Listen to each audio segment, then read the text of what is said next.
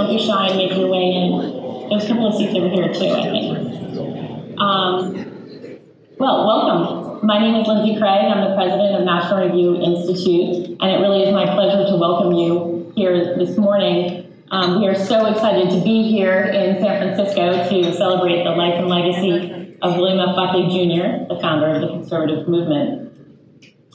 We had our 2016 William F. Buckley Prize dinner here in San Francisco, and we hold a class on the foundations of conservative thought. This year we'll be holding it for the third time in the fall. Tim Williamson, who is here, Tim. There you go. Tim runs it for us after he does his day job at Salesforce. So we really pull in people to contribute to what we're doing all around the country. We run that program in 5 cities now. We just launched it in Philadelphia this year. So if you know of any people who are what we call mid-career professionals, who probably did not study political philosophy when they were going through school to learn or to train for their chosen profession, we can teach them about the foundations of conservative thought. You can read the Federalist Papers, some Hayek. It's very good. So I encourage you all to get in touch with Tim if you have somebody there. So thank you all for coming out for today's program. I want to give a special thank you to our sponsors. Without your generous support, this program is just not possible. So thank you. And a special thank you to Alexandra Rosenberg. You all have met her. She's in the back there. She waved. Alex. She was the one who helped to plan not only this event, but took part in planning all 8 events that we have been holding around the country. So your critical help has been really greatly appreciated. Thank you. And also I'd like to just thank Jason Wise, who's also in the back. Jason is part of our development team. He is based in Seattle, but he handles the entire West Coast. So if you have questions after today's program, obviously you can ask any of us, but Jason is actually the point person for California, so we'd like you to connect with him. February 27th marked 10 years since Bill passed away, and it is an opportunity for us to look back nostalgically and to remember the important lessons about him and particularly how he founded and nurtured the conservative movement. We intend for today's celebration and all of our Buckley Remembrance events to be inspirational and not just historical. William F. Buckley Jr. had a special ability to bring together a range of viewpoints, to unite a broad coalition of those who believe that a free society best nurtures the individual and the culture at large. And while it is inevitably true that the number of those who knew Bill personally will dwindle, it is our honor, our duty, to expand the circle of those who were touched by his spirit and influenced by the principles he championed. So we're here to celebrate the life and legacy of William F. Buckley Jr. Preserving that is NRI's mission. Let me explain. In 1991, NRI was fortunate to have a prominent board with notable philanthropists, Gay Gaines, Rich DeVos, Peter Lawson Johnson, Dusty Rhodes, and Joe Donner, among others, who worked with Bill Buckley and John O'Sullivan, Ed Capano, and Lisa Nelson to find ways in which a nonprofit organization could help further the National Review mission. Margaret Thatcher joined as the honorary chairman, and NRI hosted conservative summits and private weekend retreats all over the world to gather their friends, readers, and supporters. It had a very robust early 15 years. And by 2012, the NR board looked to NRI to create new ways to support the mission. And particularly important in a time of an increasingly tough business environment for the media industry. We expanded rather significantly and reorganized to become a journalism think tank supporting and promoting the top writers at National Review. Our current structure, with National Review Inc., a wholly owned subsidiary of NRI, has allowed us tremendous opportunity to grow our programs and to spread the National Review mission farther than ever before. This fiscal year, with your philanthropic support, NRI supports 11 senior fellows, 3 junior fellows. We run the program that I told you about, the Regional Fellows Program, in 5 major cities, as well as a robust on-campus program. And we host dozens of programs in partnership with state-based organizations like the Pacific Research Institute here in San Francisco, bringing National Review talent all around the country. Central to our mission remains to preserve and promote the legacy of Bill, and with the editorial guidance from Jack Fowler, NRI will regularly resurface Bill's writings and promote them as part of our Buckley Legacy Project. So we thank you for coming out today to celebrate this important legacy with us today and for your continued support of his cause. So on with the program today.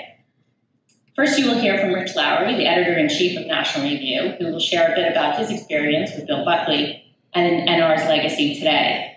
And then he will be joined on a panel discussion with NRI fellow Kathryn Lopez and Charles Kessler of the Claremont Institute. Then we will have a panel discussion or a discussion between Berkeley Law Professor John Yu and NRI fellow Andy McCarthy, who will discuss free speech, an issue that Bill Buckley championed and we still do today. And then we will break for lunch. So the staff will come in to reset. You can leave your stuff at the table if you would like. Just leave it on your chair, not the table, if you could. Join us in the back, please, for a little reception. And then we will come back, we'll have lunch, and hear from our luncheon keynote speaker, and I know a hometown favorite, Victor Davis Hanson. So again, thank you for coming today to celebrate this and to continue to support his cause, Bill Buckley's cause, and our cause today. I want to read a little bit from a recent issue of National Review about the 10th anniversary of Buckley's passing. Luckily, Buckley imprinted on conservatism enough of his personality to protect it from triumphalism or despair. The lot of conservatives today is to appreciate what is good and lovely in our inheritance, to build on it and to protect it both from external attack and internal decay. To the extent that we can follow his example, we will do it with wit, intelligence, and good cheer, and with a gratitude for his enduring legacy. Please welcome Rich Lowry to the podium.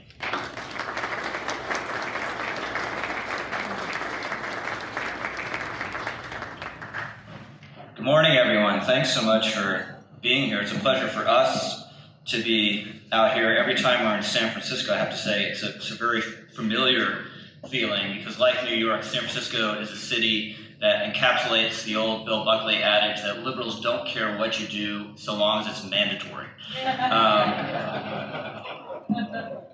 First, before I do anything else, I want to thank Lindsay and the National Review Institute for putting on these wonderful events to celebrate and enliven and ultimately advance the legacy of Bill Buckley.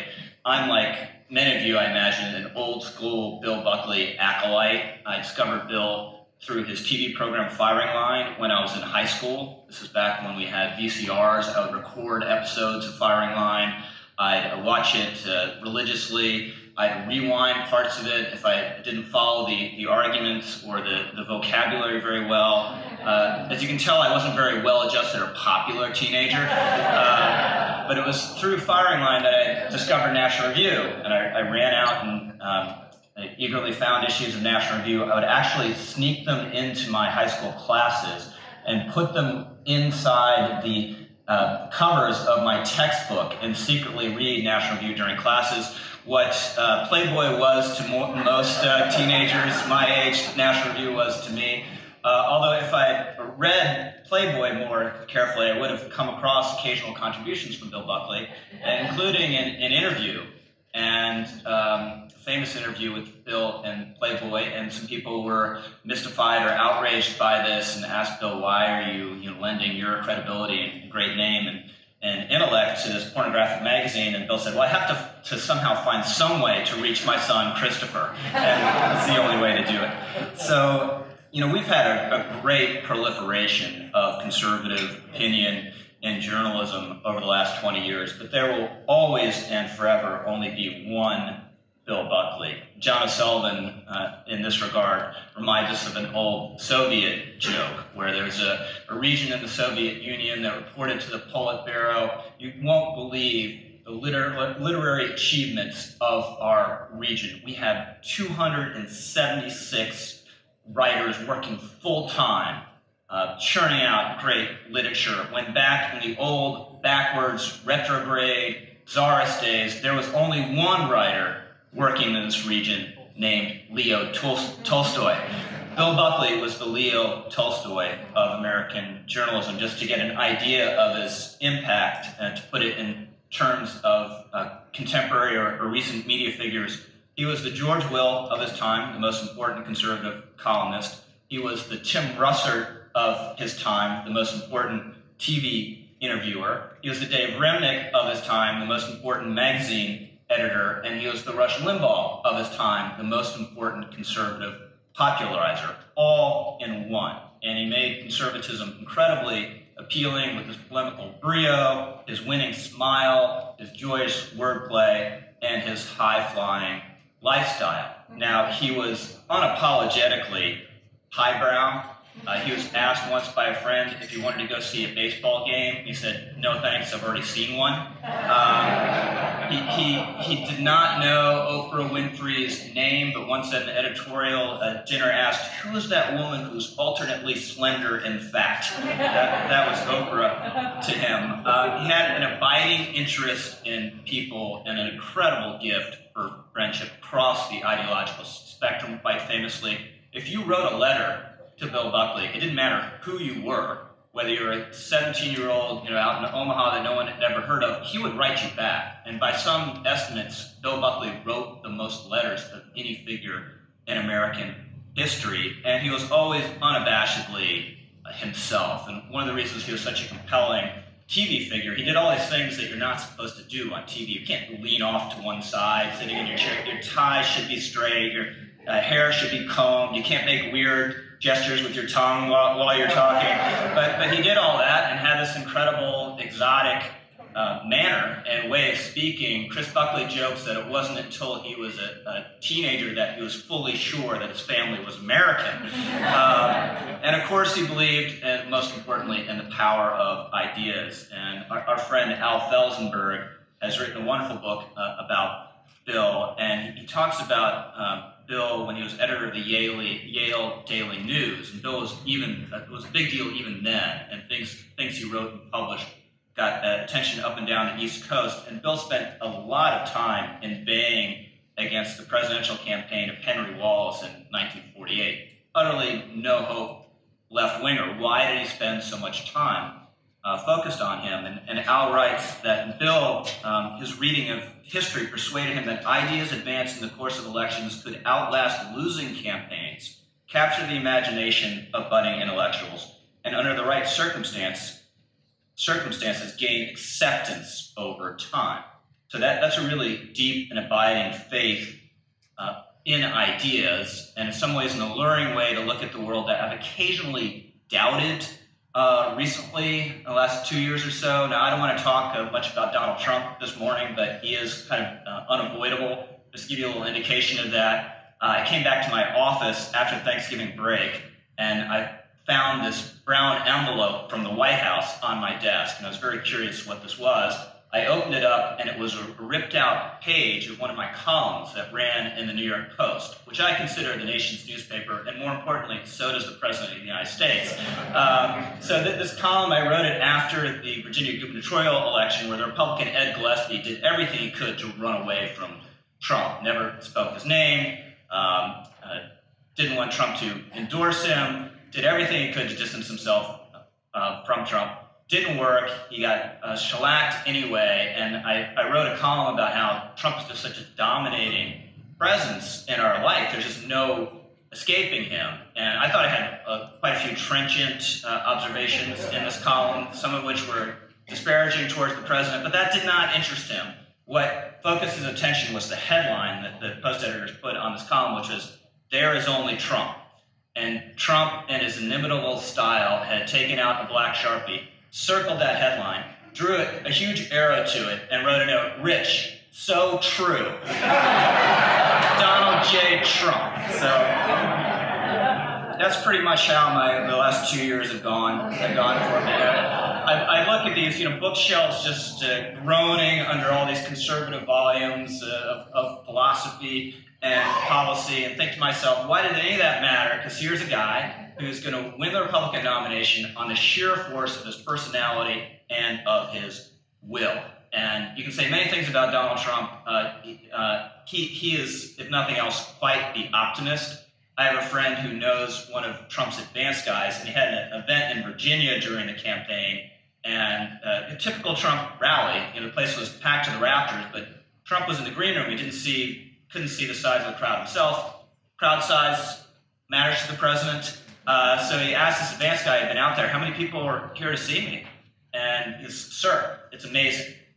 Standing room only, 5,000 people are here to see you this afternoon. Trump said, that's amazing. 8,000 people? And then he gets on the phone and says, John, I'm down here in Roanoke, Virginia. You won't believe it. 10,000 people are out there waiting to hear from me.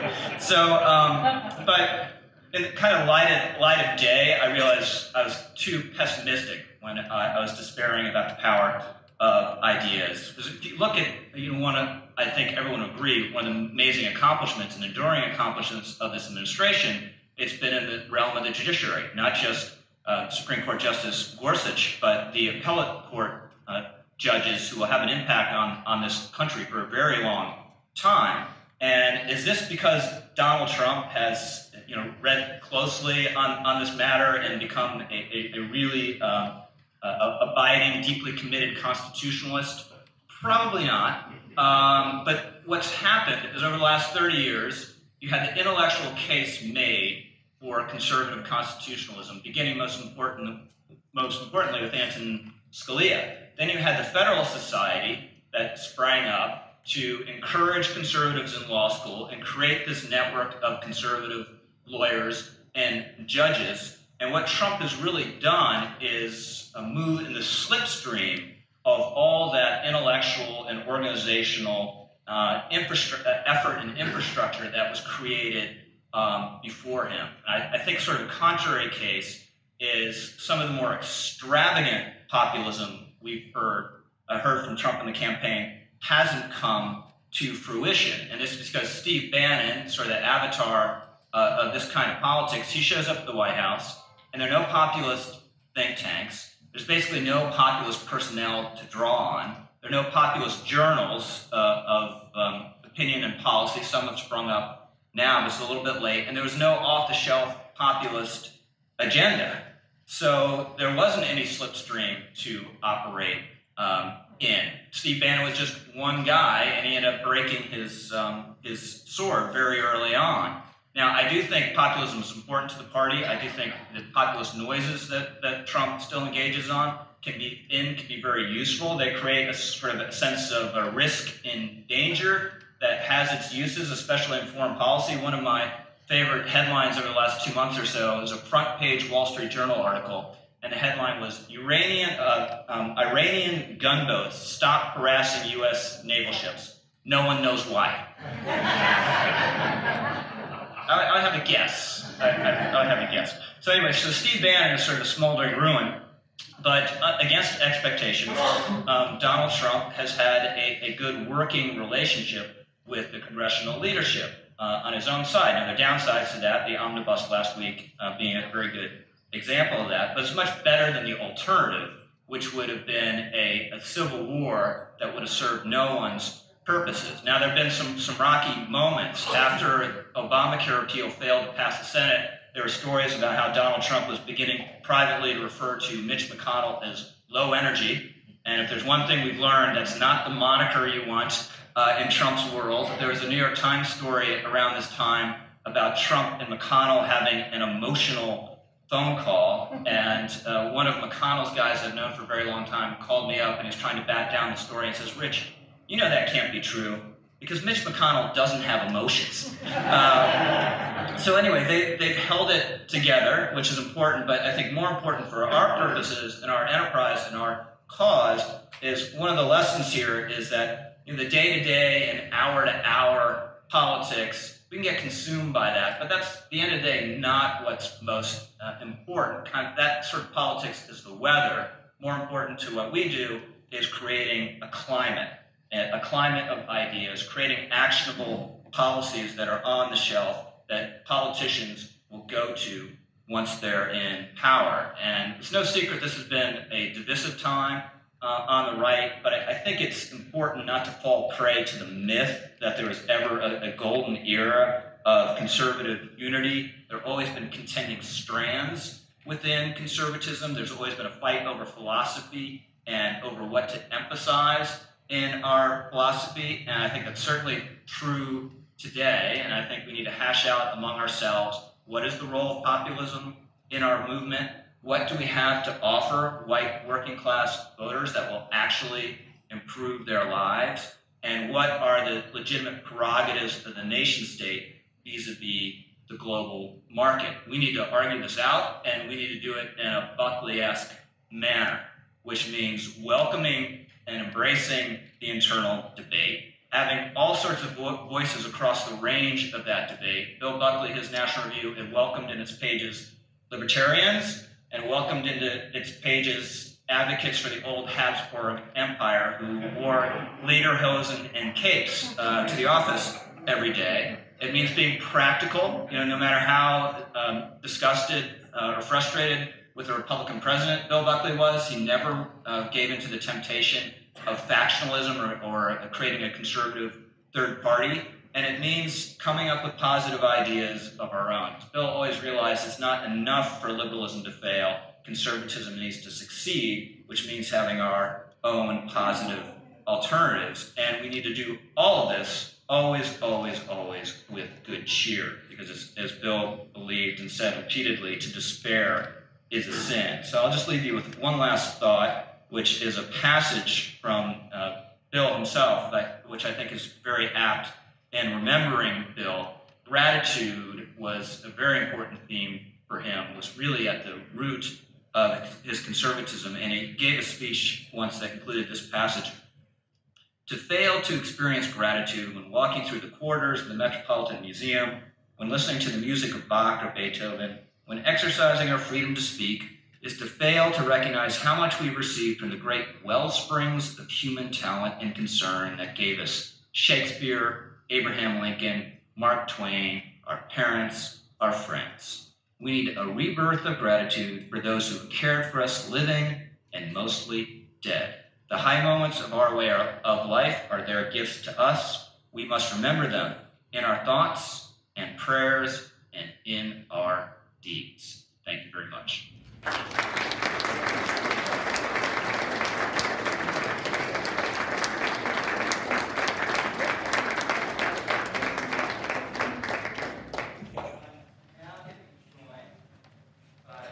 Kathryn Lopez, my dear longtime friend and fellow at the National Review Institute, and Charles Kessler of Claremont McKenna. And I feel very confident in saying that Charles edits the second best publication in the English language, the Claremont Review of Books, which is really a wonderful publication. So thanks, Kathryn and Charles, for being here. Why don't we start off? Bill had such a powerful personality. Everyone remembers pretty vividly their first encounters with him. So Kathryn, maybe we'll start with you. What's your first memory of meeting and being around Bill Buckley? My first memory, my first vivid memory actually probably comes from you. Now that I think about it, it was, what were you, pheasant hunting or quail hunting at Thanksgiving? I remember your blow by blow about how you thought you were going to die as he was driving on the wrong side of the road. And so when I finally spent considerable time with my hero, Bill Buckley, I couldn't help but have that image in my mind. So it was all different than I had imagined it. But a couple things about Bill. One of them being just how my experience of him at first was I was your assistant ages ago. And so I was like, Bill would guest edit one issue a year. And so I was terrified, of course, as I was the middleman basically with Bill and the authors, and I was just terrified I was going to do something wrong, or even worse, he would see some of my writing and start marking it up, which actually be really grateful for, because you realize he's reading my editorial paragraph. Oh my goodness, please, more red marks. But what was so striking to me from the offset was just how incredibly kind he was, how incredibly present he was.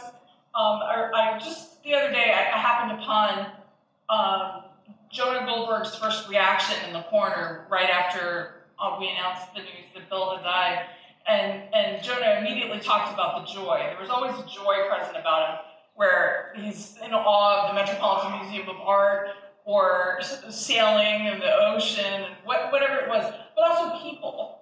And when he died, I announced it first on the website, so people started sending me email testimonies.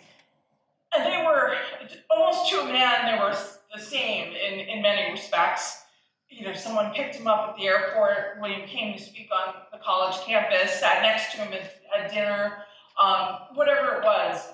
He treated me like I was the most important person in the world. And I rambled on, and he didn't care, and he listened attentively. Then other people wrote, and there was one man in particular, a medical doctor, who sent a beautiful letter about how he didn't have a dad in his life growing up, and his mom had introduced him to the National Review and Firing Line, and Bill had become this fatherly presence in his life. What an amazing impact you can have on someone's life, right? And others, I heard from priests who said he influenced their vocations because he talked about his faith so openly, wrote about his faith so openly in so many different ways and contexts. So part of my memories of Bill, I just have wonderful, warm, loving feelings toward, almost as a grandfather. I didn't know a grandfather actually growing up. And so that was sort of my relationship with him. But it echoes a lot of other people's relationship. We grew up reading him in high school and grade school even. I remember I had no idea what he was talking about, but I was drawn to him, in the 7th or 8th grade or something. But it's an experience that a lot of people had, just appreciating his wisdom, and there's a more complete way to life that we can live that's beyond just polemics, even if we may agree with them polemically. Thank you. Yeah, the incident Kathryn refers to is shortly after Bill selected me as editor. He thought it'd be wonderful to introduce me to the entire Buckley clan, and they had these great holiday gatherings, including at Thanksgiving. So he needed to drive me from Stamford to the ancestral home further up in Connecticut, and he had many talents, but driving was not one of them. And for some reason, he had this enormous station wagon, and we left at night, and it was on these one-lane roads, and there were a few. Bill had this wonderful sense that often great men do that. Nothing bad can happen to them. As a 29-year-old, especially, I did not have that feeling, and I literally thought I'd stumbled either on the opportunity of a lifetime or a bizarre plot to assassinate me. But we did make it safely to Thanksgiving, and it was a wonderful experience. And Charles, what were your first memories of Bill? Well, I met him when I was 16.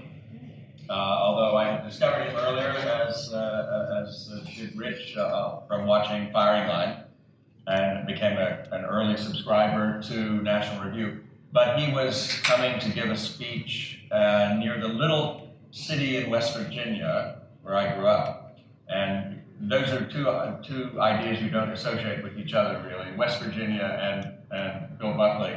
But Port cities, to be honest with you. He was coming. I wrote him a letter as one of the editors of the high school newspaper, requesting an interview with him. And he was speaking on Monday, and as of Sunday afternoon, I hadn't heard anything from him. So I figured, forget about it. He had not seen it, or if he had seen it, he had tossed it into the wastebasket or something. But Sunday, later that afternoon, a Western Union van pulled up outside my little house in this little town in West Virginia. And a Western Union guy in the yellow and brown uniform of the Western Union walked up and delivered a telegram to me from Bill Buckley, which is still the only telegram I've ever received in my life. And it said, meet me after the speech. We can do the interview in the car on the way to the airport. Which we did, and it was a great interview, and the plane was a little bit late, so we had another hour at the airport to talk. And as the departure time drew near, he turned to me and said, I'd like to write you a letter of recommendation for Yale, because I was a rising high school senior at that point, which was flabbergasting. And he did, and somehow I brazenly managed to get a letter to Harvard out of him too. Which is where I actually went, but anyway. And we were, became friends for the next 35 years. We did a book together in 1988, and I spent one lovely summer in 1978 at National Review as a summer intern. And we were great pals, I could say. The word that Bill Buckley sometimes liked to use, pal. Not a word you hear much either anymore. But he was very much as you observed him in public. I mean, he was extremely bright and extremely funny and completely unpretentious, despite the sort of contrary reputation that circled around him. But what a historic figure and what a great human being. So, Charles, talk a little bit about the early Buckley. Speaking of Yale, I mean, there are few alumni of any college who are more devoted to their alma mater than Bill Buckley, but one of his first acts was this act of provocation against this institution he loved, Yale, the book God and Man at Yale. And talk about the early Buckley kind of provocateur phase. Well, he graduated in 1950. He had been in the military like everyone virtually in that generation, so he was 2 years older than students would be today when he graduated in 1950. So he was a young man in a hurry, a very classic type.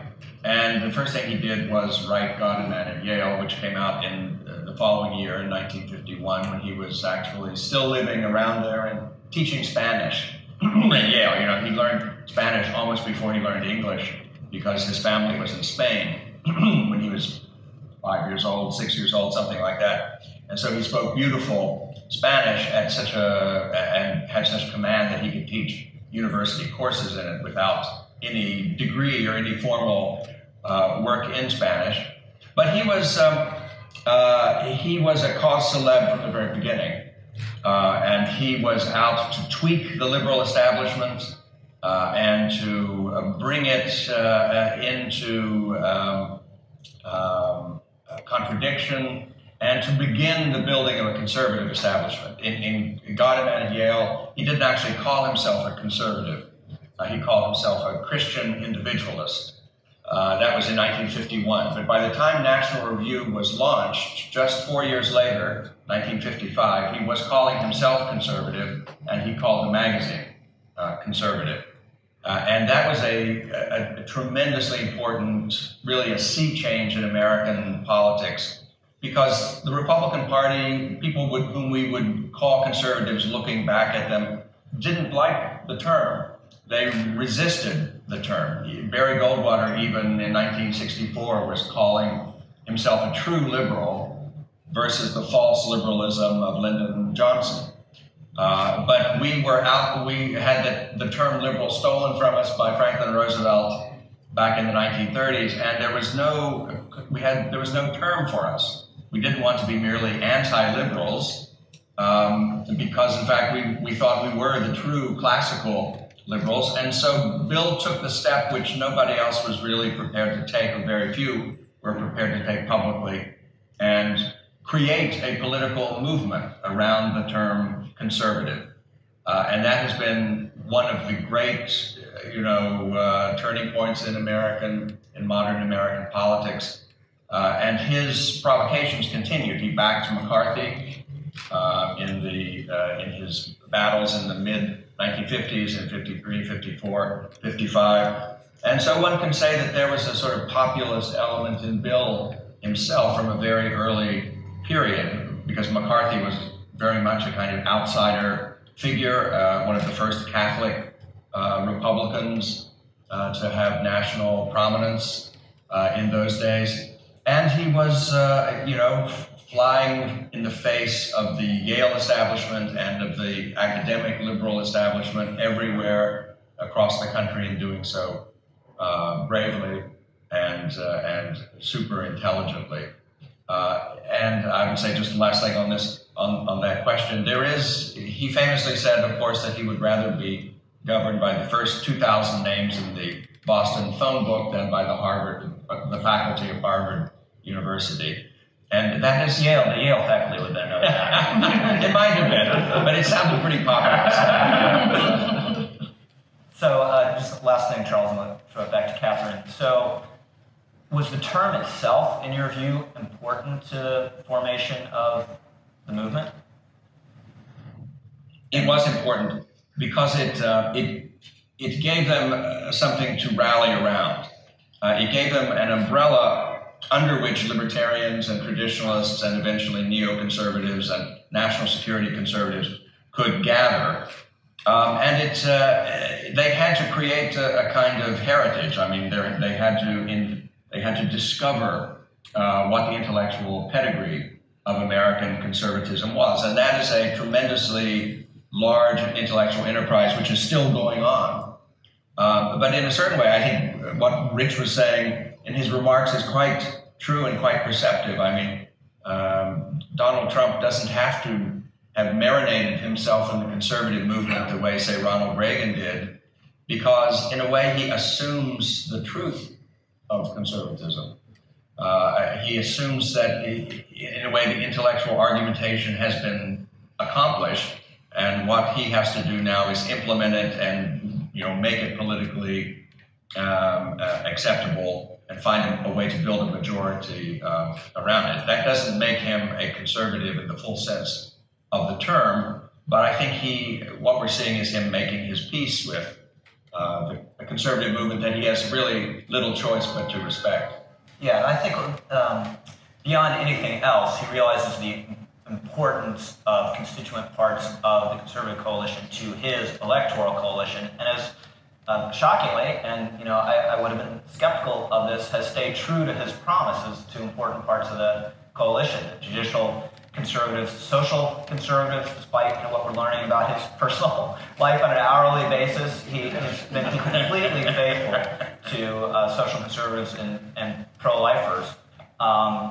And the NRA, he wobbled a little bit at this meeting with this congressional meeting after the Parkland shooting, but he just realizes he really can't cross these people without paying a dear political price himself that he doesn't want to pay. But let's circle back to Bill and Kathryn. Charles mentioned the phrase that Bill used to describe himself initially, Christian individualist.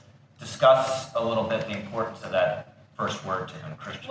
Well, that speech that you quoted from, where you're talking about the Metropolitan Museum of Art and all, the paragraph before that, he talks about the Beatitudes and how we have to have gratitude for the Beatitudes and appreciate that they're at the heart of civilization in many ways. The idea of being having a virtuous citizenry is important and sort of crucial to the whole enterprise. And that's a theme that he went back to time and again, talking about Judeo-Christian values and the need for us to remember and to be grateful. And that was just so much a part of him. And it would come up in speeches, it would come up in writing, it would come up on firing line again and again. Probably so many of us remember him replaying the Malcolm Muggeridge. We have Malcolm Muggeridge, a famous convert, on again and again. There was that one episode on that he would replay at Christmas time all the time. This is because this was important, and it was important for us to stop and appreciate these things. I also on the idea of gratitude and what comes before, and everything is gift. Sort of the opposite of we're the ones we have been waiting for, right? Which is not just an Obama campaign slogan. It's sort of our attitude in the world today, No. Bill talking about the patrimony was also an outgrowth of this gratitude for his religious faith that he learned from his mother. I was struck when you were talking, Rich, earlier, and some of the discussion with Charles about populism, and whenever I come out to California, I can't help but think of our late dear friend Andrew Breitbart, and of course Breitbart.com is something else right now. I think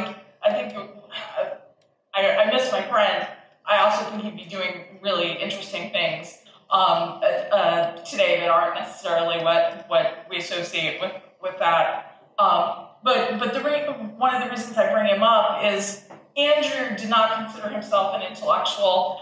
He wouldn't describe himself as a movement conservative. But I remember hanging out at the Claremont Institute probably 15 years ago with Andrew. And John Yu is a really hard teacher, by the way, but that's I have scars from that, but that's a whole other discussion. But Andrew had this deep appreciation for the intellectual traditions of conservatism, and that was important, and that was a big part of the story. And whether it was his role to sit around and talk about it or not was another question.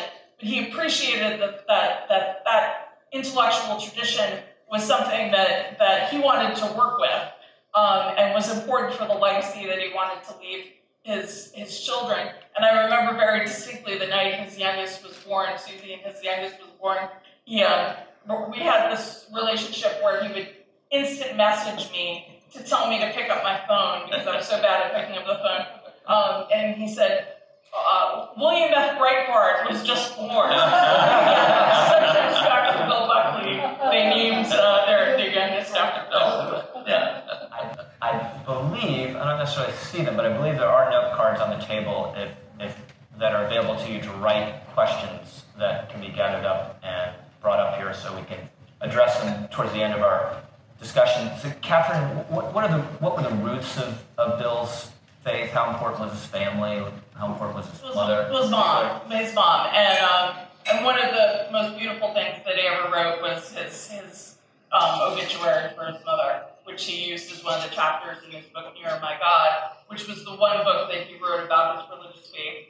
The book he had the hardest time writing and put off for the longest time because he didn't, he sort of knew his role. He knew he wasn't a theologian, and he didn't want to pretend to be one. That's another thing that I think is important to appreciate about Bill, because we now live in this time where everybody is an expert about everything instantaneously, right? And sometimes I worry that we contributed to that, in being trailblazers on social media and stuff. No, sometimes you need to sit back or call the actual experts, But so Bill didn't pretend to be a theologian, and I remember he may have even, Father Newhouse, who used to be our religion editor and the founder of First Things, may have even said in his obituary for Bill, sometimes I cringed when he talked about theology, because he wasn't a theologian. But so in that book, what did he do? He had discussions with people who he thought were smarter than him about theology. But he did have this deep pious faith. He prayed the rosary every day. Jack Fowler may have his rosaries on him right now. Jack now prays for the future of National Review, among other things, on those rosaries, and the future of America. Pray harder, Jack. Pray harder, Jack. He's a long flight during Holy Week, so he'll pray. Bill, there was a piety about Bill that I think influenced his humility and his deep respect for people who he didn't necessarily agree with. That's something, when Bill died, that broke my heart so many times over when I would see people replaying the Gore Vidal videos, because that wasn't because Bill on a regular day. Bill was sorry he reacted that way, and it was after how many hours of tape? I mean, you never sit down with somebody with, I think it was 16 hours of tape or something. They had just had Gore Vidal. Bill was actually about having biting remarks if you said something incredibly stupid, but with class and with wit, and he could have dinner with you afterward, And so it was a whole different mindset than we typically have now. But that was all an outgrowth, I think, of his faith, and it's reflected in so much of his writing, where again he goes back to talk about the Constitution and its ultimate roots in Bethlehem. Seeing this fall born of a creator and being an inspiration of something beyond ourselves.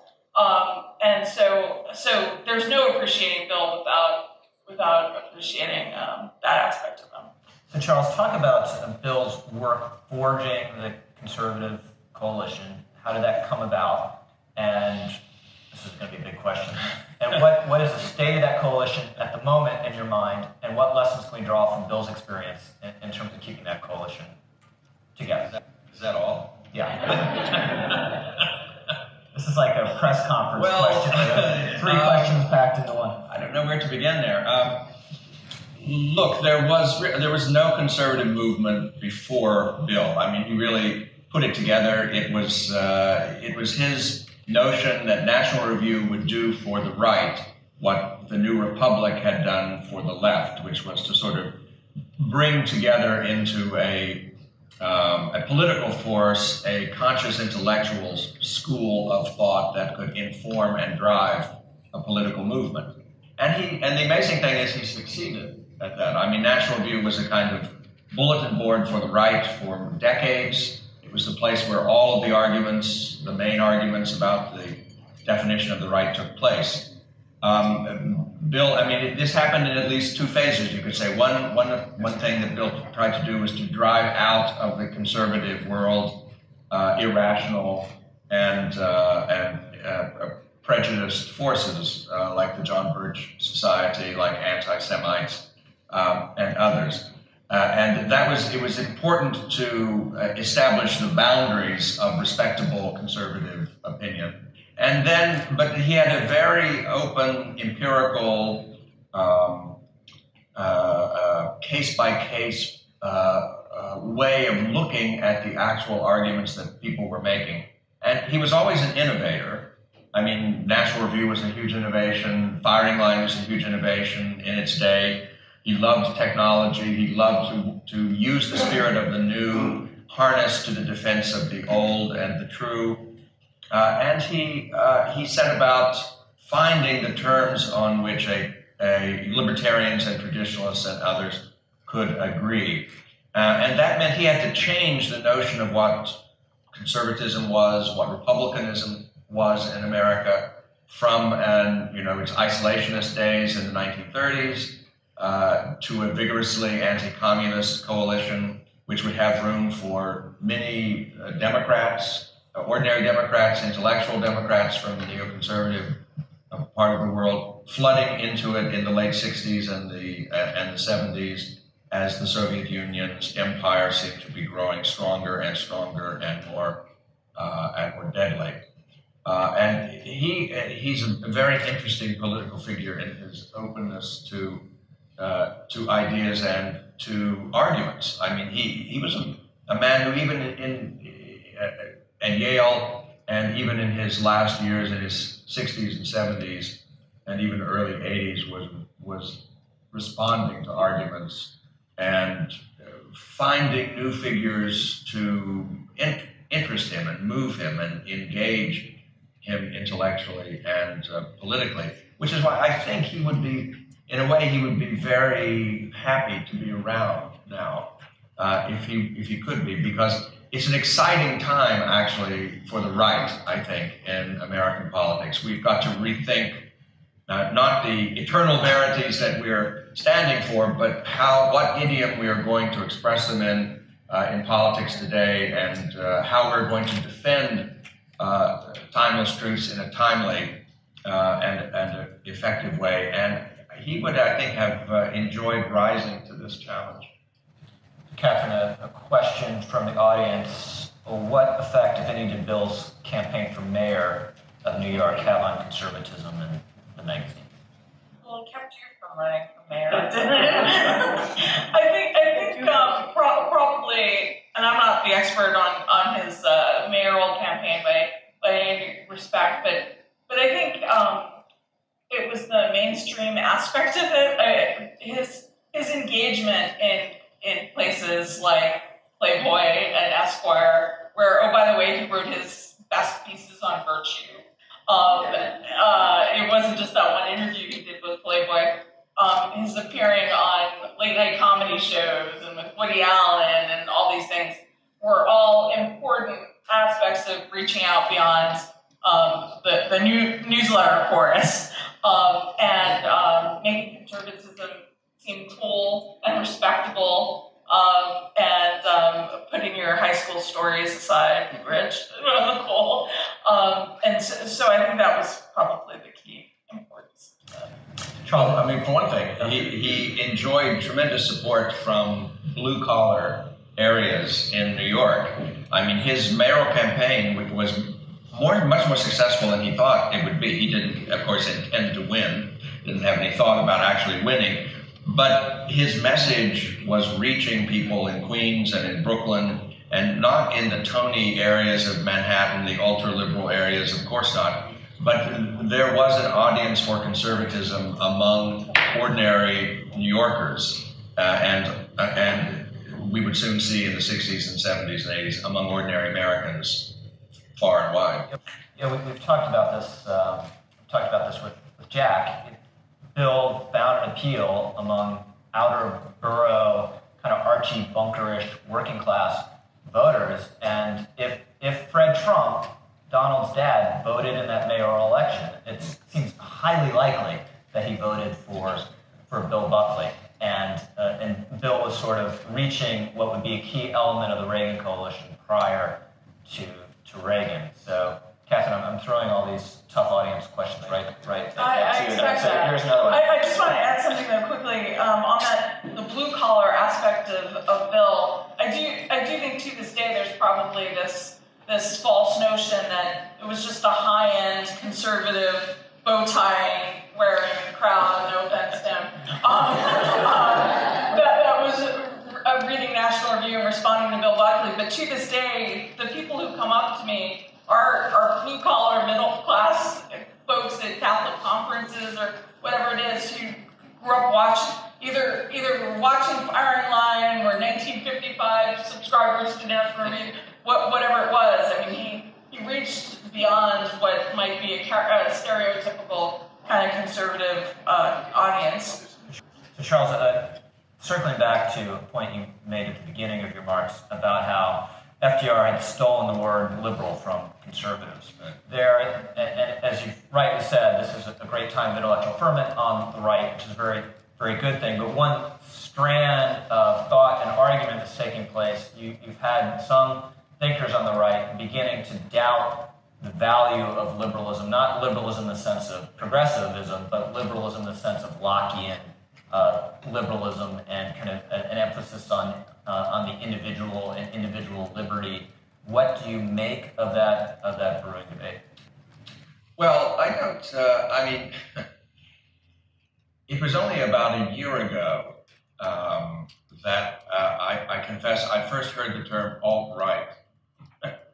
And one of the downsides of the Trump movement has been to... Are you living under a rock? You didn't have my job?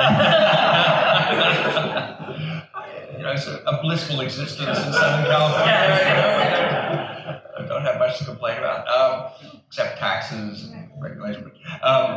No, in a way, I mean, one of the downsides of the Trump phenomenon has been that it has shed light on a sort of alternative culture, which is, what is it? It's a very small phenomenon.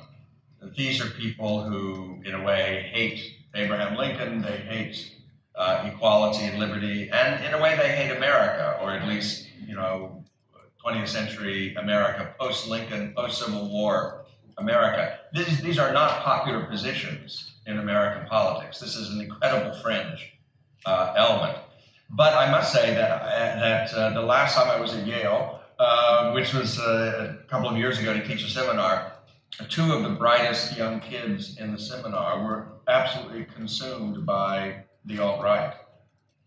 They knew all about it. It's basically, it doesn't exist in books, really. It exists on the internet. That's its natural... But they knew all about it, and much more than I knew about, and it was a little bit, it was certainly eye-opening and a little bit frightening to discover that such bright people were consumed by these arguments. But I'm referring to, they're obviously the cranks and haters to the extent we can. We should expel and marginalize them. But there is a strand, First Things has published pieces. Oh, I see what you mean. Yeah, Sorry. saying that the kind of Lockean understanding of America undermines important other values that we've underestimated, like collective loyalty and nationhood.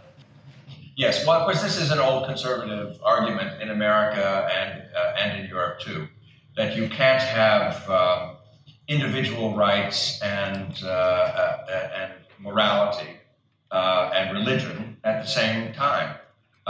It's a very un-American argument in a way, since America exists at the sort of intersection of those forces of the revealed religion and classical rationalism, as well as Enlightenment rationalism, and the free market as well. It requires, to maintain that combination, I admit it requires statesmanship, it requires intelligence, it requires delicacy, it requires the kind of highly civilized consciousness that Bill Buckley illustrated so beautifully.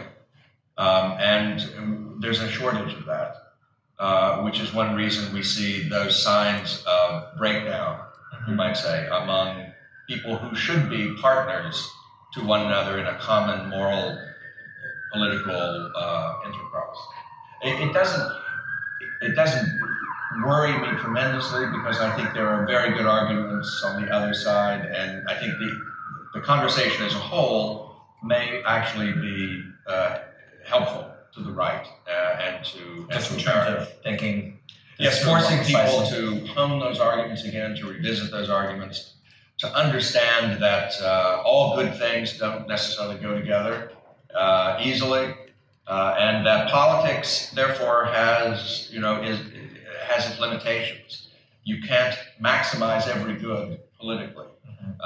Some of the highest things in life are not meant to be satisfied in politics, can only be satisfied in families, in churches, in civil society, in universities. And we should not be crestfallen at that. I mean, I think it points, as I said, to the kind of life that Bill Buckley actually lived. And part of his attraction to all of us was that it was a kind of model life, living intellectually and morally and religiously at a kind of peak. And we are for that reason very grateful, to use his word, for him. And I do agree with Charles. When you said Bill would love to be alive right now, I was thinking about, or he may be just as happy to have the rest of us having these debates as well. But when would Bill Buckley not be happy to be alive? Right, exactly. Well, towards the end. Well, that's exactly. I was thinking of an interview on Charlie Rose where he essentially said, "I'm ready to meet my maker. I've done what I feel called to do." But he left us so much, which is why I think these events are so helpful to be able to have right now. Last night I was watching Fox News in my hotel room. Not something that I should have done on a little sleep. She just can't give up her Judge Janine. She's got that. But I was struck by how so much of the conversation was about Stormy Daniels and it was just bringing back so many memories about the election, and just this, aside from who was running, this bipartisan problem we have where we expect the president to fix things. That's not a conservative instinct, and yet that's so much of what we were seeing in the last couple of years. And so to remember Bill and to remember all the aspects, I think, is a really important part of rebuilding. Because politics isn't everything, and he was happy to turn politics off on a Friday night and go sailing. I think what you're trying to say, Kathryn, is don't imitize the eschatology. Of course, that's what it always comes back to. Well, let's end on that note. Please thank Charles and Kathryn.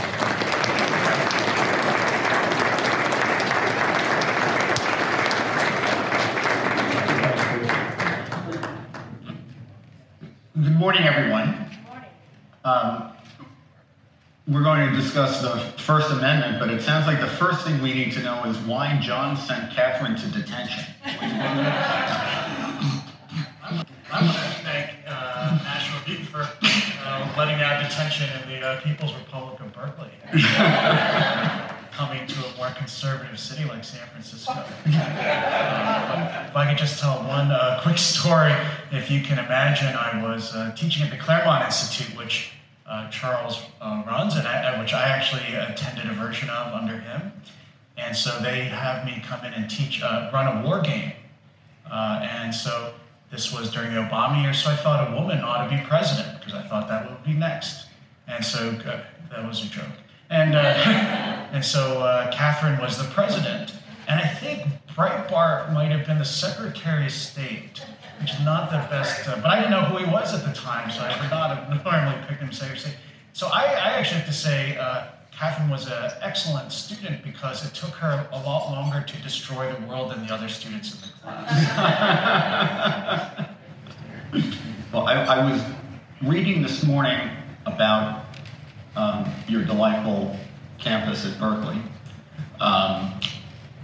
And in particular, just getting ready for what we're going to discuss today, an incident where over a course of a couple of years, Ben Shapiro went to the campus to speak.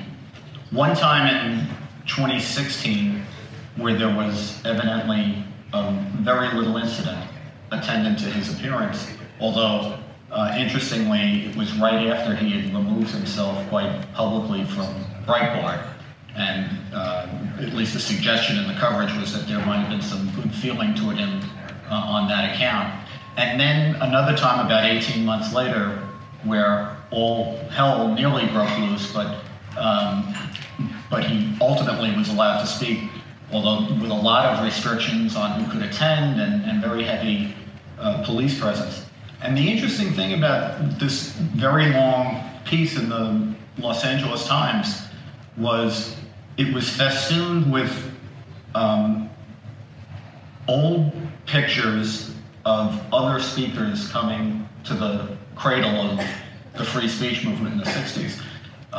Mario Savio, Eldridge Cleaver, who was, I think at the time, was the information minister of the Black Panthers. And what you saw in these pictures were thousands and thousands of people in attendance. And if there was any violence attendant to it, it wasn't obvious to me either the pictures or the coverage. So I guess, thinking about how controversial those speakers are in terms of how we remember them, what's happened? This is a deep problem. So I think you have all probably seen a lot of the high-profile speakers and the riots we've had on campus last year. Ann Coulter tried to speak, was prevented from speaking.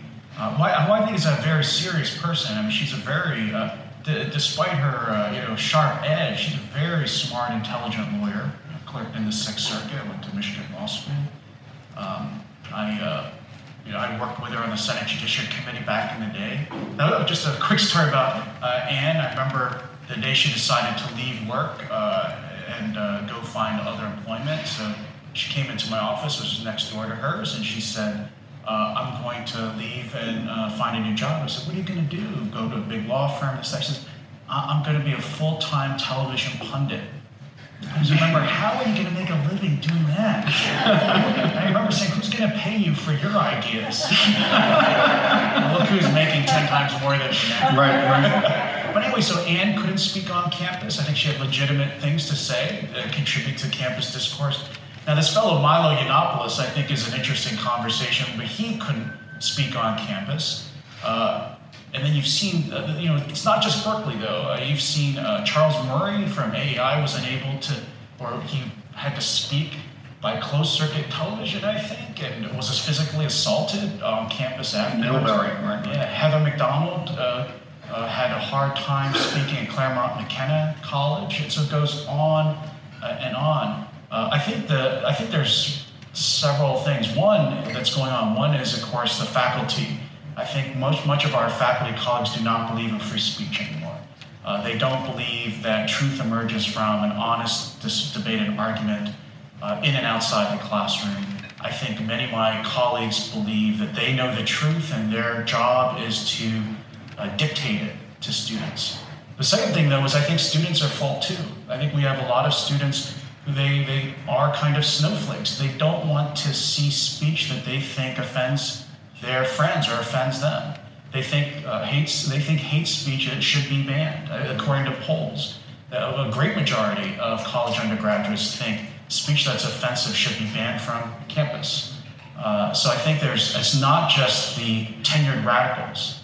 It is also the recipients. And so I think the hard thing is how do we figure out a way to restore free speech on the campus when most of the established authorities on campus and many of the students do not understand or are against the idea of free discourse of ideas, which is something very much that Bill Buckley believed in. I have to say, I asked Jack Fowler before I came if there were any good pieces from National Review that Bill Buckley wrote about education and speech, and Jack did a great job. He found these pieces from like 1955. So I'd like to offer Jack a job as a research assistant at the university because we're trying to get as many people to become California residents as possible, to spread the tax burden and subject more of it to our regulations.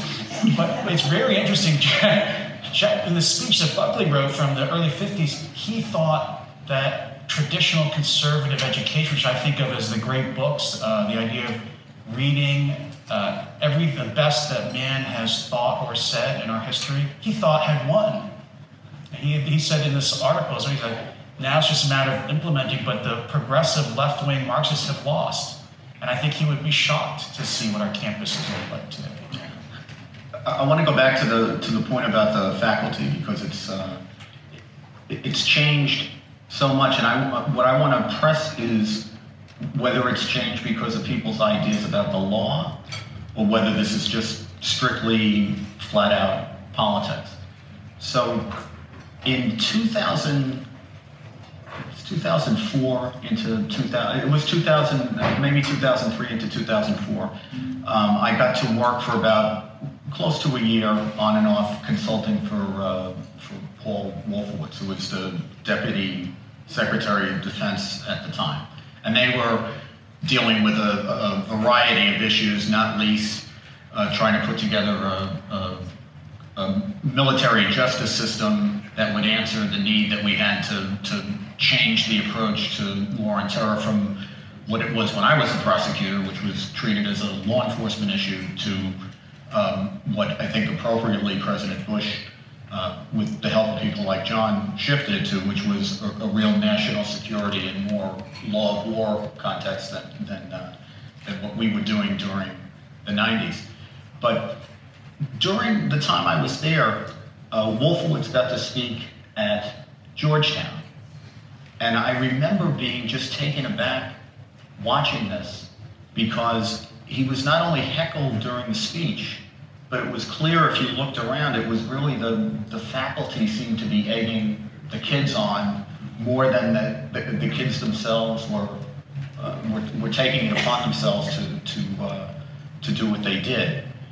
And it just seems to me, it seemed to me then, and it seems to me now, that if the substance of the debate were changed for whatever reason and the political winds shifted, I kind of feel like the same faculty people would be insisting on their free speech rights in order to promote their views.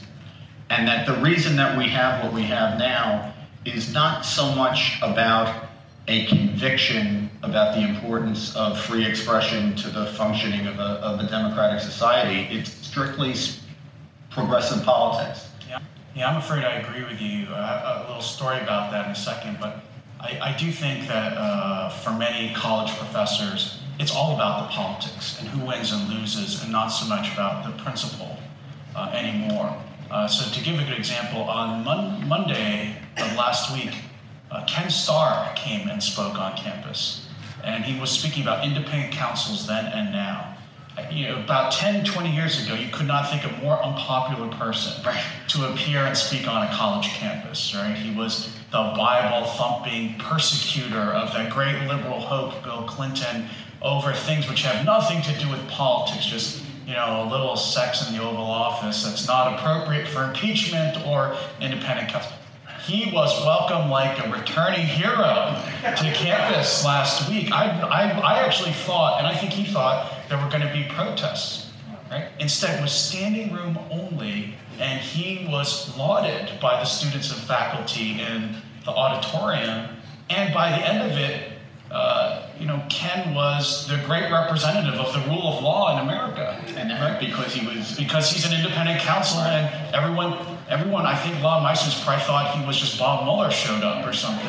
But he was the great hope. He was the one who established the precedent for everything Mueller was doing, without any sense of hypocrisy, of contradiction to what they were saying when he was investigating Clinton. So but I think this is not, we could call them hypocrites and say it's all politics, but they believe that it's all politics. Right. And they believe free speech is something that the powerful and wealthy these days use to oppress the people. And they would point in particular to, maybe I should ask you some question about Citizens United and campaign finance, because to me as a conservative, I always thought free speech was about self-governance. It's not about nude dancing and self-expression. We need free speech in order to have discussion as reasonable people, to use human reason to decide what to do.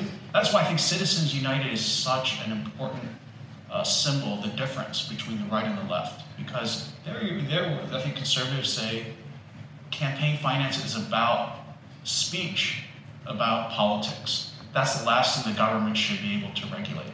But core to the liberal belief, I think, is campaign finance, everything has to be managed, regulated, and controlled, even speech about government. But what do you think about Citizens United? To me, Citizens United comes with a whole bundle of these issues, again, with the idea that this is overarching politics more than legal principles. And I guess I come at this as somebody who prosecuted terrorist organization in the 90s in a very different kind of terrorist prosecution than we had before. Because and we didn't have a large variety of terrorism prosecutions up until that point, but most of the cases that we had were around actual violent transactions, whether they were bombings or political attacks or the like. And my prosecution, the objective of it, in much the way that we did RICO prosecutions on mafia families back in, starting in the 80s, was to kind of peel back behind the violence and go at the people who were actually the promoters and the fiery advocates of this activity, who were instigating it and inciting it. So the blind sheikh ended up Omar Abdel Rahman, who was a Islamic jurist. I don't like the term cleric, because I think what they are, what he was a doctor of Islamic jurisprudence, a specialist in Sharia, and he's much better understood in our culture as a jurist than a cleric. But what we tried to do was go after the people who were generating the violence, in addition to the violence itself, which meant confronting the ideology. And we actually charged him with an offense that is called seditious conspiracy in federal law, although the word sedition, which is very explosive among legal experts, the term sedition wasn't actually in the charging language of the statute, but it was in the title of the statute. And I had a trial that was much more difficult, it seemed, in the Justice Department than the 9-month trial that we had in the courtroom, because they were so whipped up at the idea that we were using sedition to go after terrorists that they wanted to make sure that we were legally sound. And the interesting takeaway to me is that the arguments back at that time were that even if the jihadist ideas were obnoxiously anti-American, and their attacks on our society seemingly had little merit, the argument back then was because of our devotion to free speech principles that all those ideas had a right to be heard. Because God forbid there was some bit of dissent that might trigger some consideration of some principle that we had gotten totally wrong. So we didn't have robust enough debate among 300 million Americans about the politics of the day. We needed also to hear from the Egyptian jihadists to hear what their critique of our society was. Let me press you a little bit. Right. So, in your book, which I highly recommend, you describe how these terrorist groups in the United States wrap themselves in our Bill of Rights protections for speech, religion, in particular, Counsel. Yeah, right to counsel, and then it's hard to, how do you disentangle it so that you can get at the terrorist groups when they are trying to pull together attacks on the U.S. without causing problems for us with freedom of religion, freedom of speech, freedom of counsel? Yeah, well, this was the big issue. In fact, the freedom of the right to counsel was the most interesting one, because we had them in the place where they were building explosives that they were hoping to simultaneously detonate in the Lincoln Tunnel, the Holland Tunnel, the FBI's Lower Manhattan headquarters, and what they regarded as a bastion of U.S. dominance over the world, the United Nations. But I didn't know John Bolton was a member of the terrorist group. Right. Although I have heard him referred to as the American Taliban,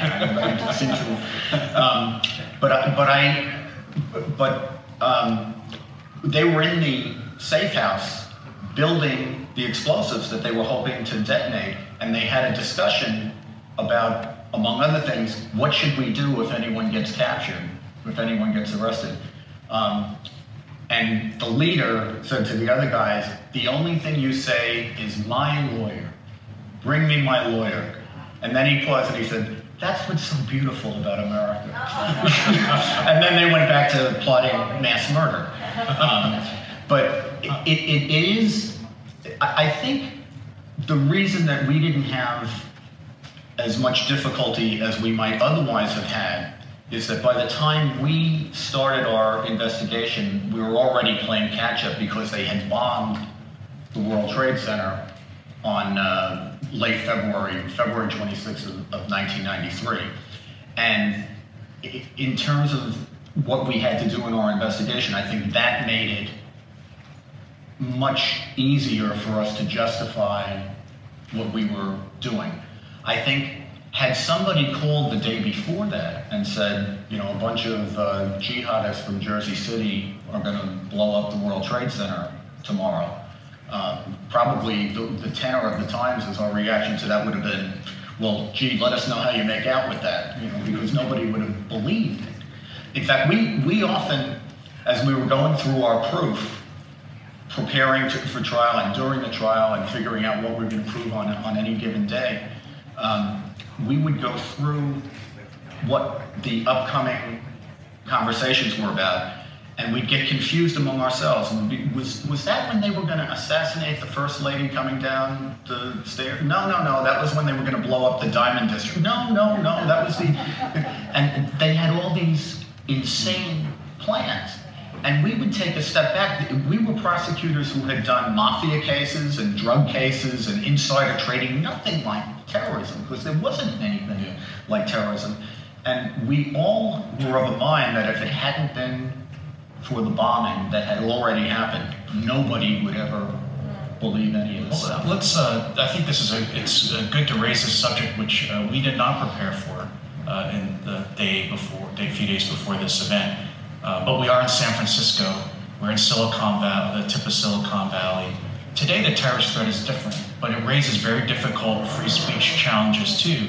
So rather than the tight-knit conspiracy with extensive planning, resources, and so on, the 9/11 bombing being the paradigmatic attack, now we're fighting an enemy that's using social media, Facebook, Twitter, instant messaging, to develop a widely dispersed network, many of whom are just radicalized through the internet and are told to drive a truck down a busy street in New York, or, I mean, can you imagine what would happen if someone drove a truck down Market Street, for example, or Mission in the evening? It would be hard to defend against. They'll kill dozens of people. To what extent should we be, should the government be regulating these large internet companies? And then you're seeing pressure, of course, now with Facebook. Facebook's happy to sell its data to any political consultancy and private company that wants to mine it. So you're seeing pressures to also, from the security perspective, but also so from groups on the left now to monitor and perhaps regulate places like Facebook, Twitter, and so on. What do you think? Do you think the First Amendment should be involved or poses any kind of defense for these companies? I think we have a disjunction between what the potential threat is and what people are now willing to tolerate in the way of surveillance and investigation. So back in right after 9/11, I would say for about probably for about 2 years, people were willing to give the government the benefit of the doubt, even when the revelations about some of the more aggressive tactics that were used came out. There was a sense in the country that these were things that needed to be done because there was a real imminent fear that there could be more in the way of mass murder attacks. I think that's faded over time, and every now and then we always talk about how terrible things are, right? I think this is actually something to be celebrated. The coordination and cooperation between the intelligence arms of government and the law enforcement people, coupled with the cooperation that goes on between the federal law enforcement agencies and the state and local police, which are many times bigger than the federal agencies, is night and day better than it was in 1993 when I got involved in this, and certainly better than it was after 9/11. So the reason that we haven't been hit again like we were hit on 9/11 is not because they're not trying. It's because we do a much better job of defending ourselves. But I think two things have happened in the interim. One is that we're just so remote. You're almost a victim of your own success in this regard. We're so remote from that horrible event that it's less real to people, or letting people feel less threatened by a similar kind of event, even though we've had smaller ones.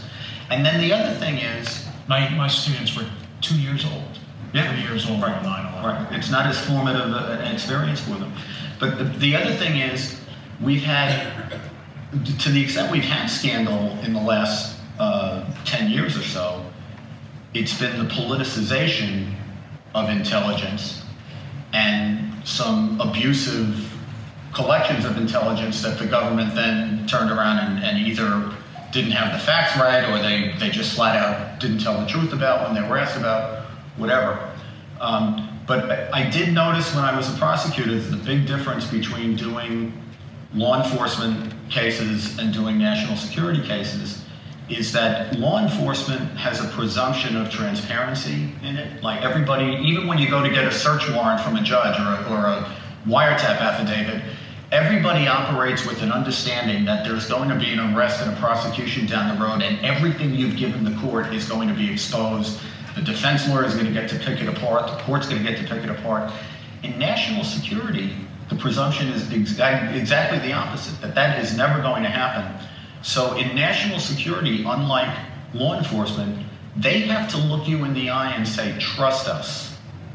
with respect to a lot of things, because they can't tell you intelligence secrets, national security secrets, methods, sources, and the like. And I think people are much less of a mind to indulge trust us today than they were, well, whether it's with the First Amendment or a wide variety of other sort of surveillance tactics that we use. I know, even though we were supposed to talk about free speech, it was going to come around to Mueller and FISA and McCabe sooner or later. But if you're interested in those, I have to say, as someone out here on the West Coast, I always read Andy's posts on NRO to figure out what's going on in the Beltway, and then I say them as if they're my own thoughts on it. I only have to cite my law review articles. I don't have to cite them on TV. So we have questions. We went to 12:15, but if you have questions about, we have time for more. We only have 4 questions here, but they're great ones.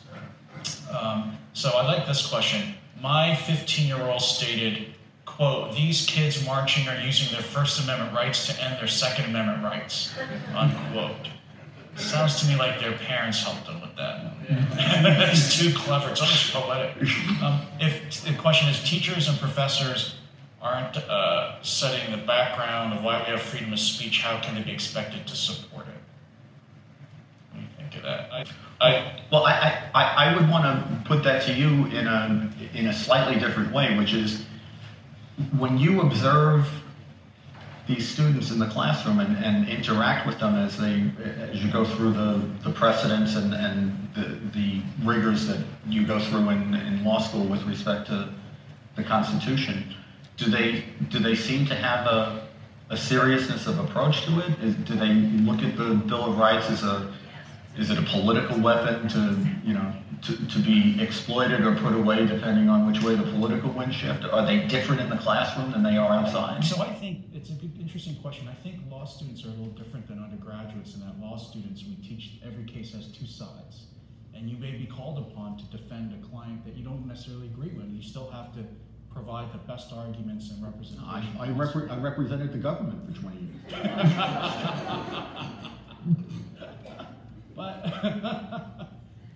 But I think the concept we've lost on campus, and Charles is here. I'd be curious to hear what he thinks of other professors. I think the faith that we all went to school with was just that the truth would emerge from a healthy contest of conflicting ideas. It's almost like a free market approach to education and learning, but it goes back all the way to Socrates and Aristotle and so on.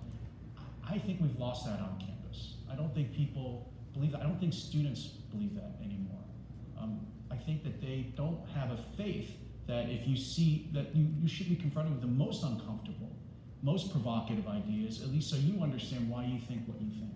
I don't think people believe that anymore. I think that we have lost faith. That's something I think it does, when I was reading the articles that Jack found in National Review, that really, I think, permeated the way Buckley thought about education. That classical liberal education was great minds confronting each other over and over again throughout 2,000, 3,000 years of history. And I think we're the first generation really that denies that as being true.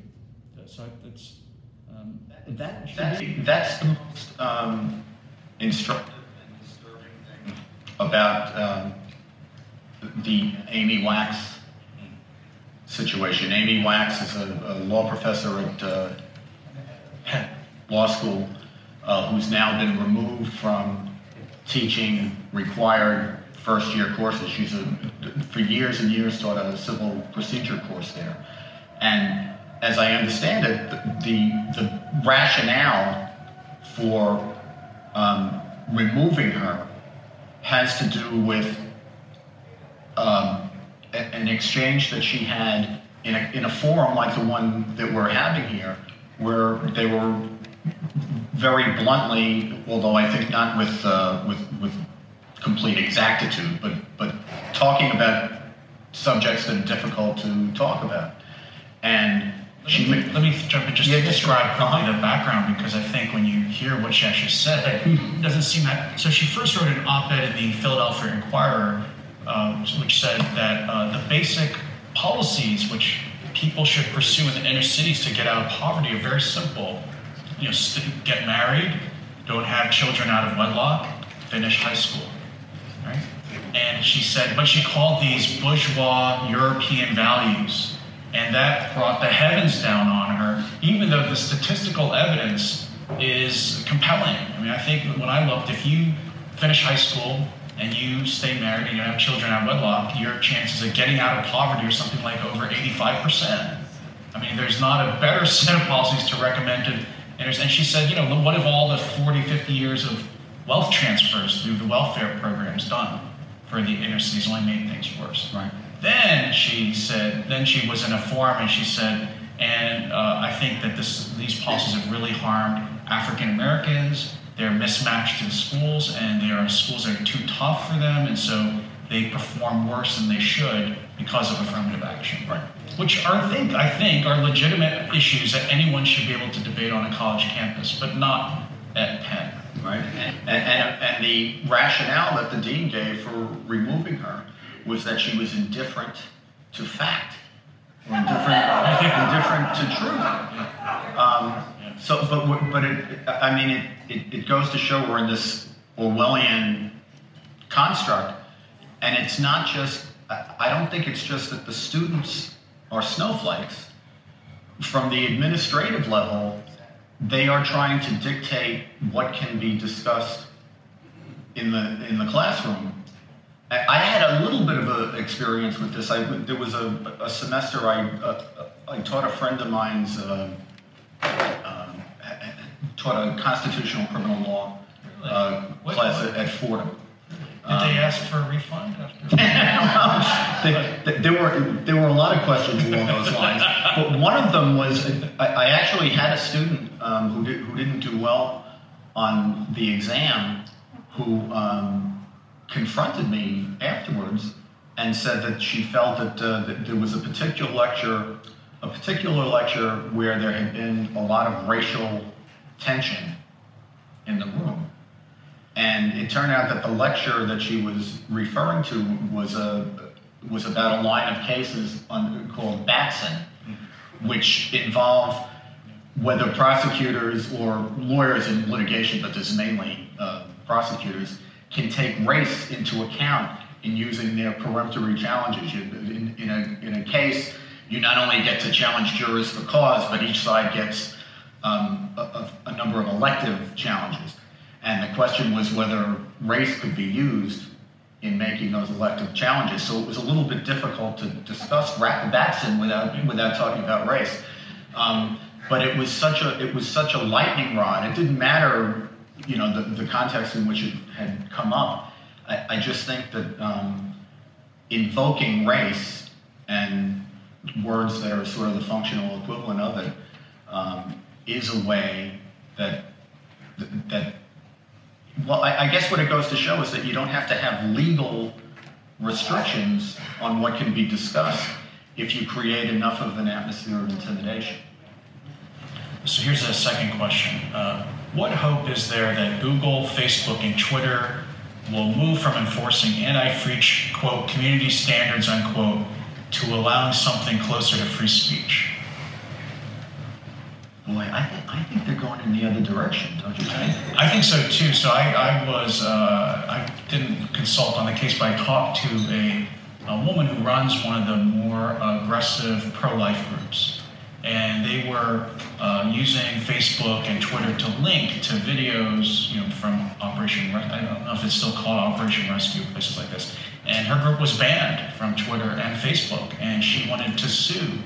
And I did not know about this until I talked to her about a year ago. And she said the companies are actually enforcing these very, seems to be overly draconian approaches to what's allowed to be posted and what's not allowed to be posted based on subject matter. Mm-hmm. And it seems to be ideologically based, because she said if you're a pro-choice group, there are almost no restrictions on what you can post. But if you're a pro-life group, these companies seem to be much more hawkish and watching much more closely.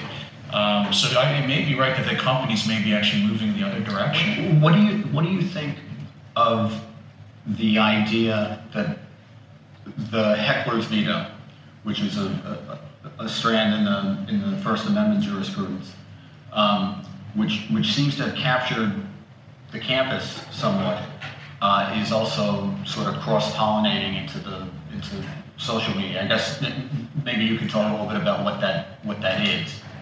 I mean, the original idea was that hecklers were not supposed to have a veto, right? But in First Amendment doctrine, cities and states would often claim that a certain parade or event, it's almost like it's a kind of invidious subform of hecklers veto, would cause so much cause a negative response from the community or the audience that the city or state could shut down the event because they feared violence, right, or feared disruption. And it used to be that the courts would not allow that kind of justification for shutting down a speech. And now, universities and cities, they're more clever. Now they try to say, this is very typical what happened with Milo, Ann Coulter, Ben Shapiro. What they'll say, okay, if you come to campus and you speak, we're going to charge you for the extra police overtime to make sure there's no violence. And I'll say, I think I saw the estimate was that those two speakers cost $800,000 in extra security, which worked fabulously if you can guess from the burning buildings and riot videos that were posted during these events. But it could be that social media actually maybe even amplifies this kind of heckler's veto. And so these companies are, like Twitter and Facebook, are claiming we have a right to exclude your speech on our sites because we want to maintain a certain kind of, community standards, as you said. But, the problem, the free market conservative media, however, says they are private companies. Right. And the First Amendment doesn't tell private companies how they have to act. And no one's, it's not like a regulated monopoly where we have to go onto Facebook. So I'm not sure actually how this is going to play out. I just think because they are private actors, they have exactly this insulation from First Amendment principles that you refer to. But I do think that to the extent our First Amendment freedoms are eroding because of the openness to the heckler's veto that up until maybe 10 years ago the courts did not entertain, they are internalizing that in some of their speech guidelines. So they, under the heading of protecting speech, they're actually limiting speech by these codes that they're starting to employ.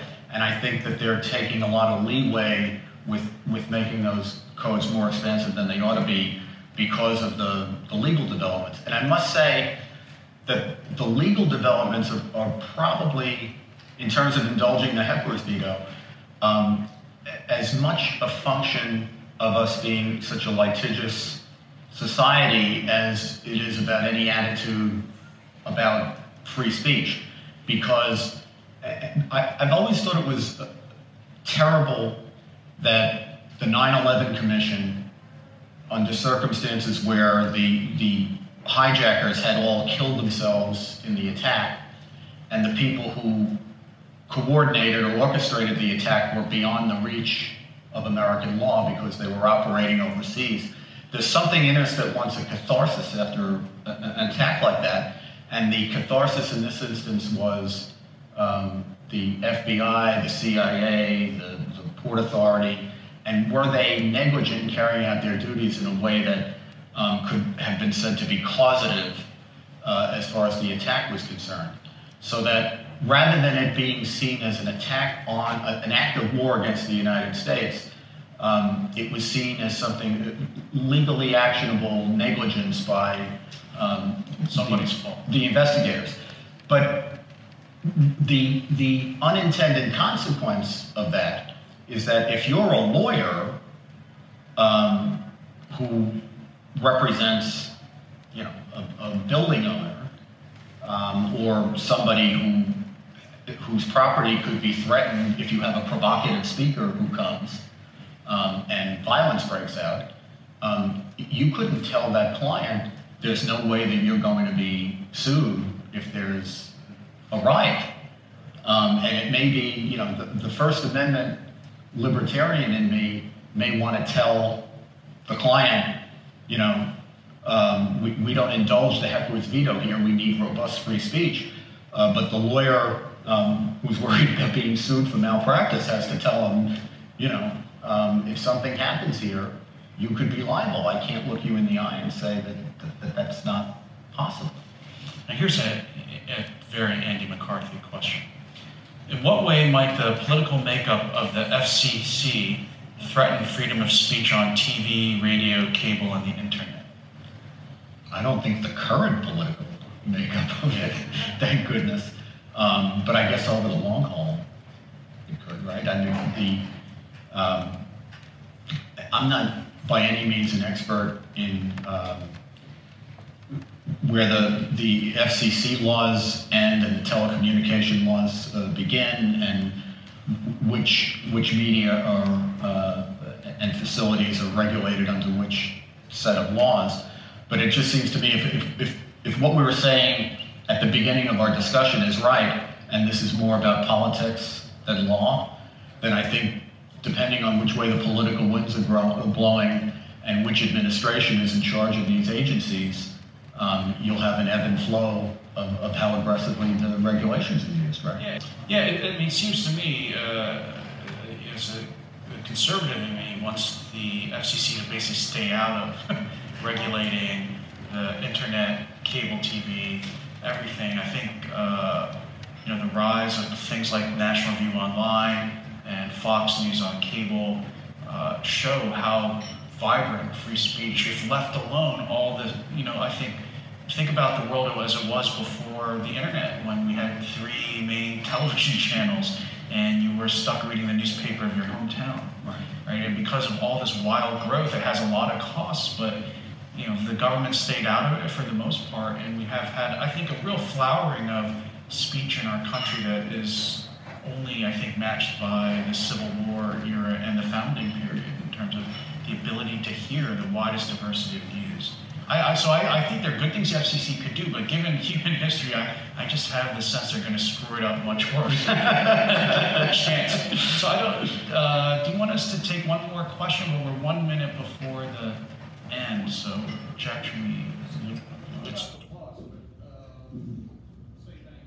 So yeah, I'd like to thank National Review and Jack and Andy, and thank you very much for spending the time with us.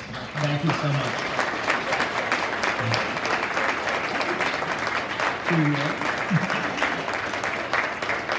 So I'm Jack Fowler, the Vice President of National Review, and I'm a trustee of the Institute. And I'm going to give you a little talk about the state of National Review, and I mean that in a broader sense. Talk a few minutes, then I'll shut up, then you can resume your chatting, and then I will come back up and introduce Victor, who's going to give us a sweet little talk. So, what is the state of National Review? A few things first. I do want to say, indeed, I do have the rosary beads that Christopher Buckley gave me, because sadly Christopher has no use for them, but we'll pray for him on these beads. Happy to come rub them on you, especially if you are a heretic, and we'll see this Holy Week how that might work for you.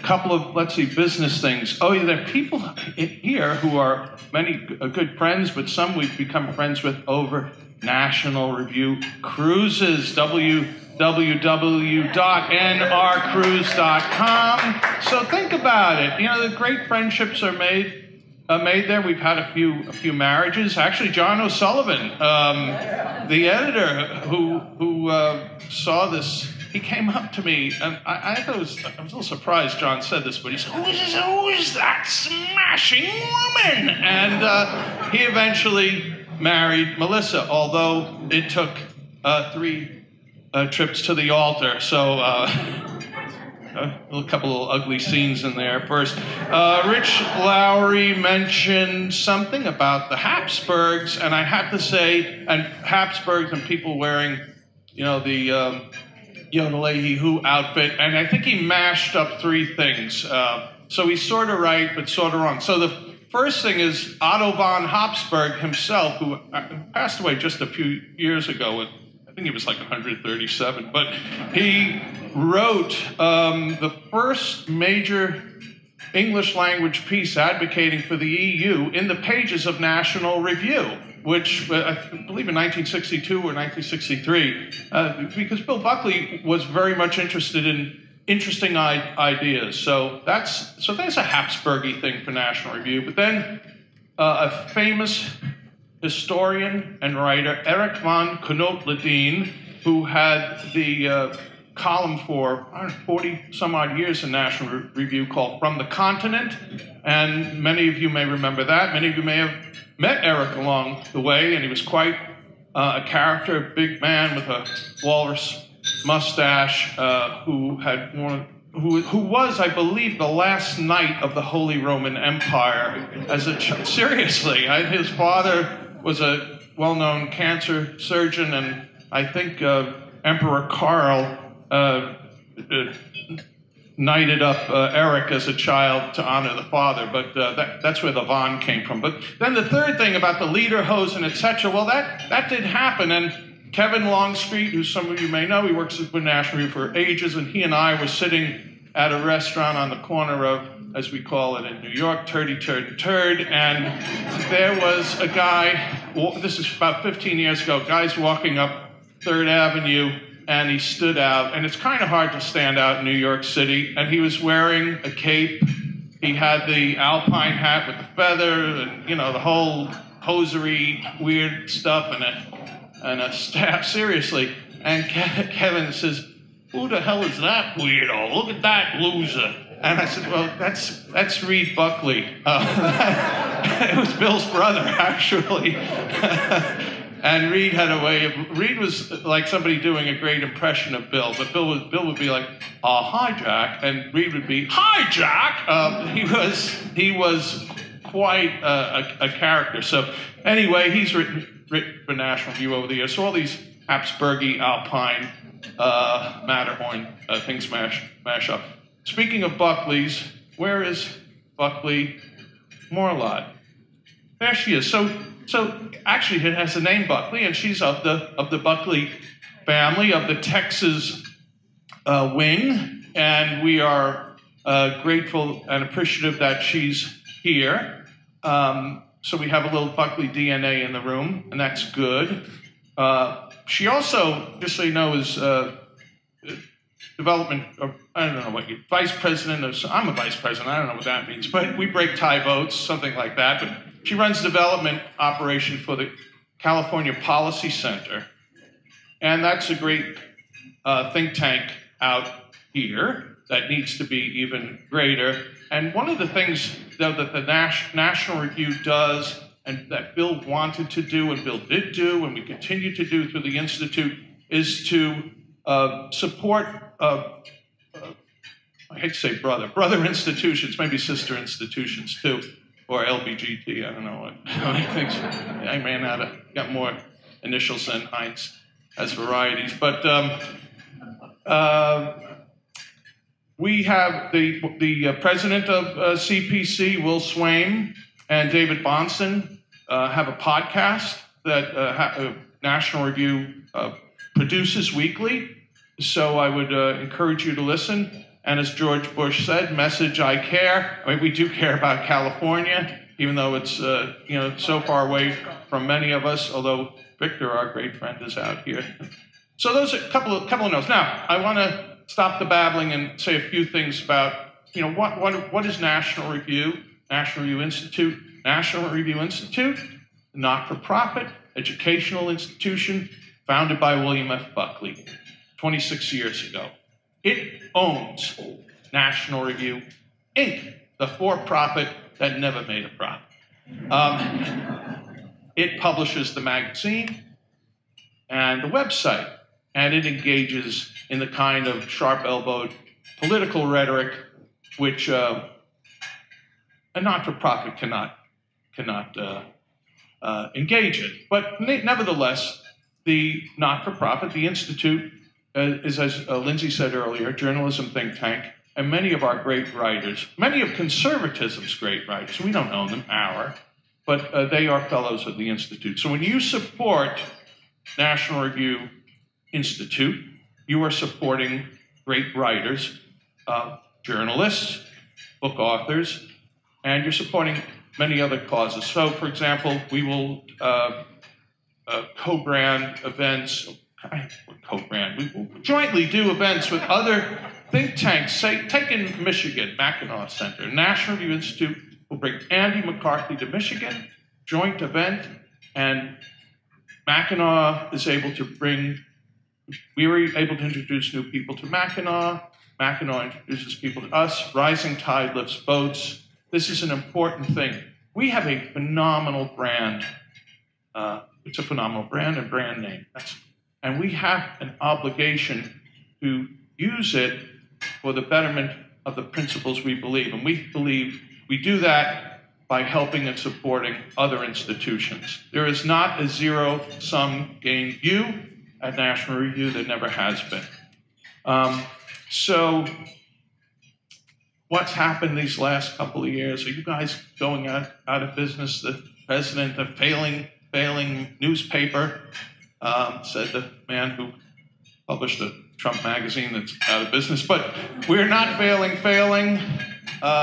Thanks to our friends, and we have some of the best, most principled friends and supporters in America.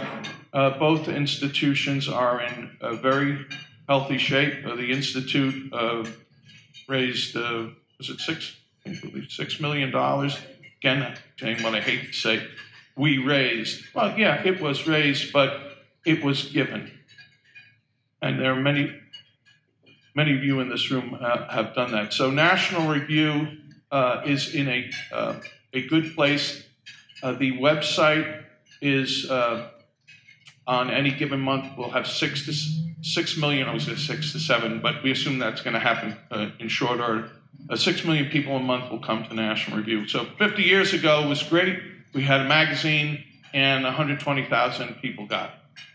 And now we have a magazine that about 100,000 people get, but we have a much broader reach. And with a newly redesigned website, we believe we'll be able to reach far more. So things are generally very good. So, Lindsay, where are you? What else should I be saying? Oh, yeah, we partner with PRI, Pacific Research Institute, whose great president, where is she? Sally Pipes is here.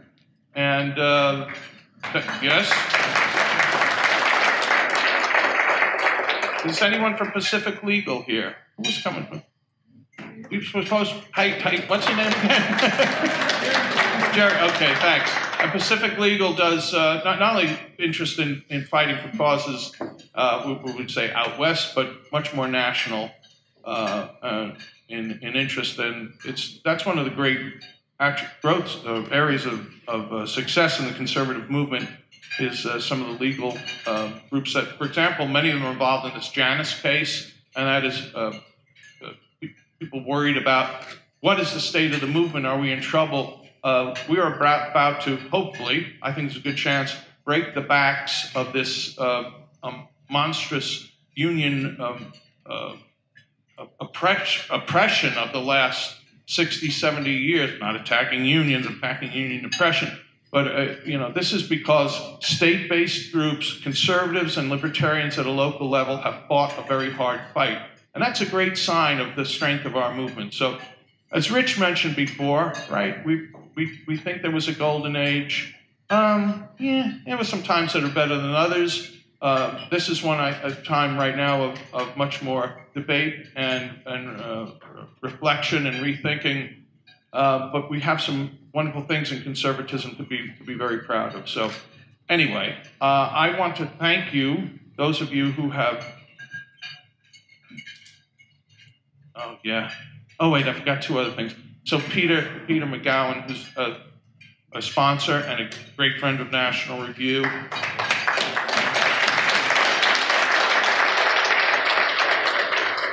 A big fan of the Dodgers. He had a little, a couple of months ago, he very kindly had a little reception for some friends with some of our writers at his house. So I had to speak for about 3 minutes there, which I guess right now you wish I had only 3 minutes to speak. But when it was over, he did pull me aside and said, "Why didn't you say that thing that you had said?" And that thing that I had said was about college giving, right?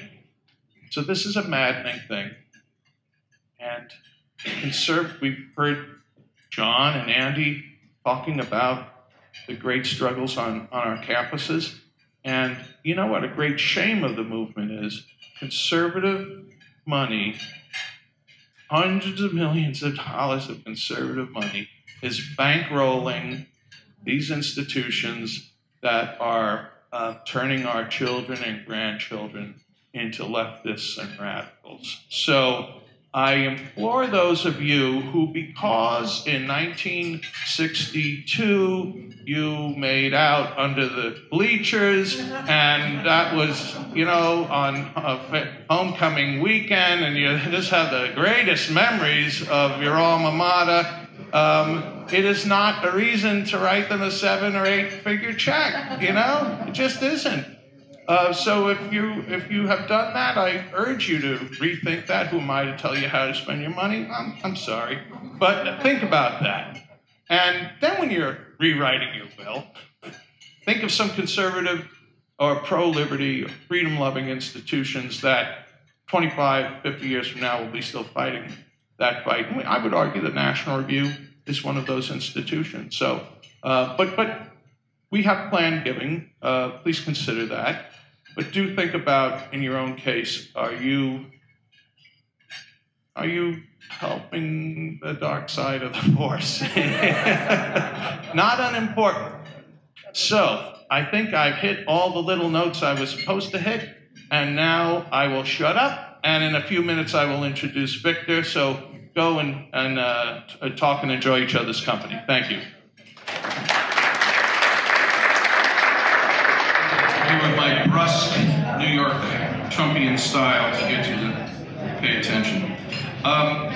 Thank you again. I did want to say, I forgot to say earlier, very quickly, Bill Buckley believed that he owned National Review and the Free Institute, that he owned it on behalf of its friends and supporters. So it was true, it remains true. We have a very special bond with our friends. Unlike any other magazine, you come to National Review, 3 o'clock on a Friday in the summer, and you will be greeted and welcome. Come on in, and if you do that at Time magazine, they will call security. So know that we have that relationship. Now, speaking of relationships, one of my personal just great joys of my career is to become friends with people who I have no right being friends with. Just Rob Bork and Milton Friedman and others over the years. What a cosmic joke that is. But one of my dear friends is Victor Davis Hanson. We talk regularly because he feels the need to give me an ulcer, but that's okay. It's a price you pay for being a friend, and he is. He's a sensational. No, that's not true. Sensational is the wrong word. He's just a terrific writer about everything. I think Victor has shown himself to be probably the most perceptive analyst of the political scene in America over the last 10 years. He's wonderful. So you're talking about the 300 Spartans, or you're talking about, you know, the primary in Wisconsin, and it's a pretty broad spectrum and time gap. So, hey, we have him. Victor is the, I forget, Victor, the title of the professorship at Stanford. So if you're going to give to Stanford, at least make sure it's directed to Victor, I'll say that. But, you know, the Martin and Illie Anderson Senior Fellow in Classics and Military History at Stanford University. He also lectures at Hillsdale College every year. He has a column for National Review, and he writes frequently for the magazine. He will soon begin a podcast with Andy McCarthy at the National Review website. Victor has a syndicated column, which Tribune, that's been ongoing for many years. He's author of many books. The last one, if you have not purchased, and I suggest purchase is a word because writers, they like their royalties, and they deserve them. And if anyone deserves royalties, the man that wrote the book, The Second World Wars. And how many books have been written about the wars in a year, never mind since the wars, and have an original, fresh perspective on it? Well, that's what Victor does about everything he writes. So the book is a gigantic hit. Could stand more sales. So go out there. Christmas is only 8 months off. So one of his many books, one is Mexifornia, and that's what Victor will generally be talking about today. A major theme, conservatism and politics in general, is immigration. So Victor will talk today about the state where probably bears the most interest, California. So ladies and gentlemen, give it up for the great Victor Davis.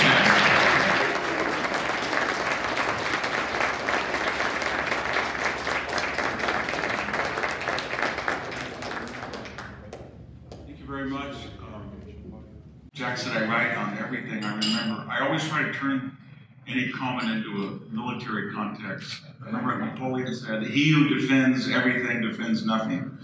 So I hope that's not applicable to the person who writes on everything doesn't know anything. But this is my 17th year at National Review, and I haven't missed a weekly call, and I was reminded of that once in a green room with Ann Coulter, and she turned to me and said, "Well, you know how you got hired?" And Rich Lowry called me the day of 9/11, and she said, "Those weenies didn't want to publish my column. All I asked for was nuke Mecca and convert the survivors to Christianity." And she said, when they didn't do that, they got a guy like you to come in. So I owe Ann Coulter that opportunity. I don't know if it's true or not, you can ask Rich, but that's what she said.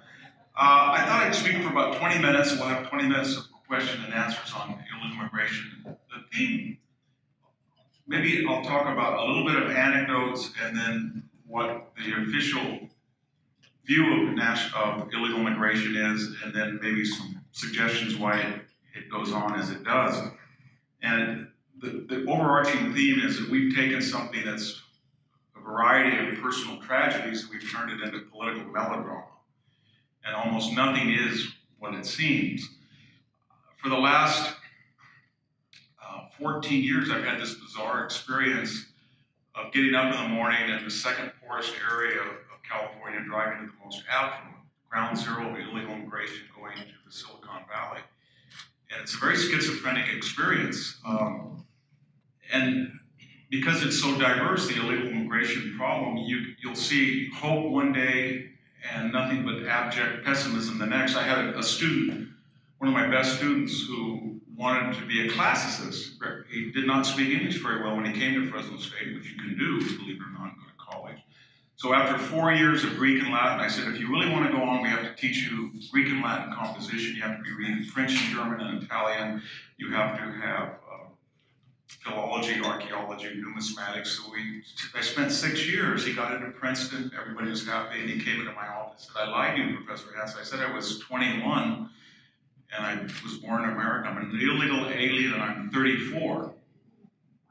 Wow. So what do I do? So I call up the chairman of the classics department. I said, you admitted somebody under fraudulent circumstances. He's illegal. Oh, wonderful. This is great. Wait till I tell the department. And that was the most bizarre thing. And one day I'll get up and it's hope and tragedy at the same moment. I had a barn that my great-great-grandparents built in 1870 out of eucalyptus pole. And a guy pulled in. And now where I live, those are meth barns. So people will pull in, offer you $20,000, use it, and be out in 3 days. So this man came in broken English, and he said, that barn. He goes, my homies can fix it. And I thought, I bet they can. So he was actually a resident. He just got his green card, as I asked him, and he said he would pay, if I paid the union scale, which nobody did, The next day, 5 people came in, they drew me a map, they framed the entire, and they were done in 3 days, just as if it was a meth, but they had saved a 140-year-old structure. And I was feeling so great. The next day I went out in the vineyard, and for 100 yards, from here all the way past the street, there was about 500 paint cans, petroleum, fluorescent light bulbs, the collective trash of an entire neighborhood thrown in my yard, in my vineyard. And everybody had their power bills, their Mexican newspapers, so I called the sheriff, I came out and said, look at this, I can take it all. He said, if you report this again, we're going to call California EPA, because we have no evidence that these people whose names are all on it did this. And if I were you, I would just take a little bit in your bin for 6 months, because otherwise we're going to fine you $20,000 for polluting your own property, and you have to send it all to Kalinga to the toxic waste. And I thought, how can this be? After Donald Trump was elected, my wife was driving, she said, you notice anything different? All the canteens on our street that have Mexican flags have American flags now. And I said, that's very strange, because I don't take my car, my Honda, because I don't want it, because people hit me all the time in the parking lot, and then they leave. And a woman almost hit me, and she said, please don't tell Donald Trump I'm going to stay. And I thought, wow, this is weird. And the other day I got hit at the cleaners. A man came out and said, you got hit. I don't want to be deported. It was my fault. But he said, give me $100. I said, why should I give you $100? He said, I have no license, no registration, and no insurance. I said, well, I'll call the police and then they'll cite you. Then he said, what's going to happen? You have a $1,000 deductible, you'll be here for 4 hours. I said, you got a point. I gave him $100, not $50, to leave. So it's this juxtaposition. And then I go over to Palo Alto and I see all these brilliant free market economists at Hoover that tell me that it's so wonderful. And I ask them a series of questions. Where do you put your children? Do you put them in the public schools? Because it seems to me that the private academies are blossoming in Silicon Valley like Alabama circa 1965 after the civil rights caused the desegregation and then a segregation, and they're everywhere, and they don't. And then I see that their anecdotal information is a loyal employee that they feel represents all the 15 million of people here illegally. And so it's this type of chaos that makes it almost impossible. And there's a cynicism that develops. So we have 6 dogs. People threw out the window where they came in and they were all injured or pregnant, no license. So we spend 300 or 400, we have 6 of them now. But we have a new policy, and that is when somebody throws a dog, it just happened, so I'm speaking of this, we get it vaccinated, we get licensed, we get parvo, distemper, and usually spayed, and then we don't put it in our yard, we put a nice collar around it. And the funny thing happened, it stole it within a day. And it's a wonderful way, they don't get gas, so we sort of recycle these things. And if I were to say that, anybody, that's not because people are bad or good, that's what happens when 15 million people come without legality, without diversity, without meritocratic criteria, and without a high school diploma or English fluency. What else would you expect? And yet when you look at the reaction to this, you see nothing but untruth. We're really, illegal immigration is an empire of lies on truth. I'll give you an example of what I mean. I just had a debate not too long ago with a person. It's a civil offense. And I said to him, the first thing you do when you enter a country is you break a law. Why wouldn't you continue to break it if there's no deterrence? Because the IRS just reported 1.2 million people here illegally had an ID taxpayer number that did not match their Social Security. That's a felony. If any of us did this, you'd be put in jail. Yet we just assume that that's not a serious offense. It's crazy. We have 20% of all federal inmates are here illegally. 30,000 people in the California penal system are here illegally. And I think DACA may be a wonderful program in some sense, but there's 900,000 qualified, another 800,000. And everything I read about DACA is a lie. I just saw on Fox News, a person swore that everybody should have amnesty because they're in the military. 1 out of 1,000 people, even less than the native population, is in the military that was DACA. 25 to 35% of DACA are high school dropouts. The average age is not 16 or 17, it's 26. Number of people who graduated with a BA, it's not hard to do at Fresno State, is 5%. So it doesn't make sense. And yet when you talk about DACA to people here illegally in their 30s and 40s, or people you went to high school that are Hispanic, both my brothers are married to Mexican-American women, DACA is not a good word. People all say just the opposite of what we're told by the establishment and the La Raza industry. People will say the following: well, these people didn't make a choice to come here. We're told that that wasn't their fault. But the other way of thinking is, we made a choice. We were 17, we wanted to work, we wanted to be part, we came up here and we're working. These guys are just like you. They play video games, they don't really speak Spanish, and you're gonna privilege them, but you're not privileging us. So if they get amnesty, why don't we get amnesty? And there's a great division growing between DACA, and it's just completely off the radar screen. Another thing, when I mentioned lies, so I write for the Tribune Media Service. About 10 years ago, when I wrote about immigration, I was told that I could not use the word alien, even though it's from Latin, alien, unus, and it means not of this. It's not a pejorative word. So you can't use illegal alien. That was TMS guideline. So I used illegal immigrant.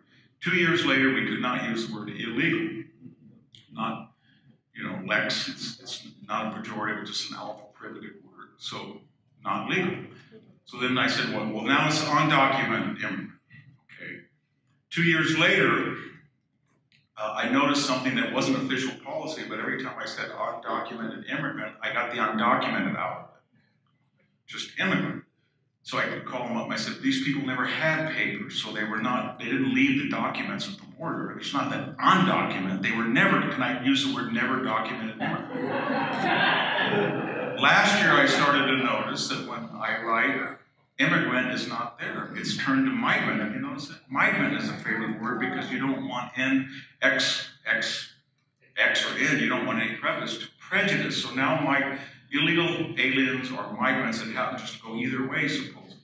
Again, when you see euphemism in philology, it's always telling you something. There's an effort to hide reality or disguise or mask reality. And the reality is that when you bring 11, when I wrote Mexifornia in 2003, I was told there were 11 million. I'm told that every year, but yet when you look at the data, whether it's the estimated W-2s or it's estimated money sent back to Mexico, it's much larger, but it's to disguise a reality that people are doing what nobody else in the world would allow. As I say to people who are here illegal, what if, because I grew up in a Swedish American, I said, if 11 million Swedes descended on Oaxaca and we didn't speak Spanish and we were not legal, what would be the reaction of the local Oaxacan community given the Article 142 of the Mexican Constitution says immigration shall not change the racial essence of Mexico? And the answer is, why would you want to do that? That's what they will say.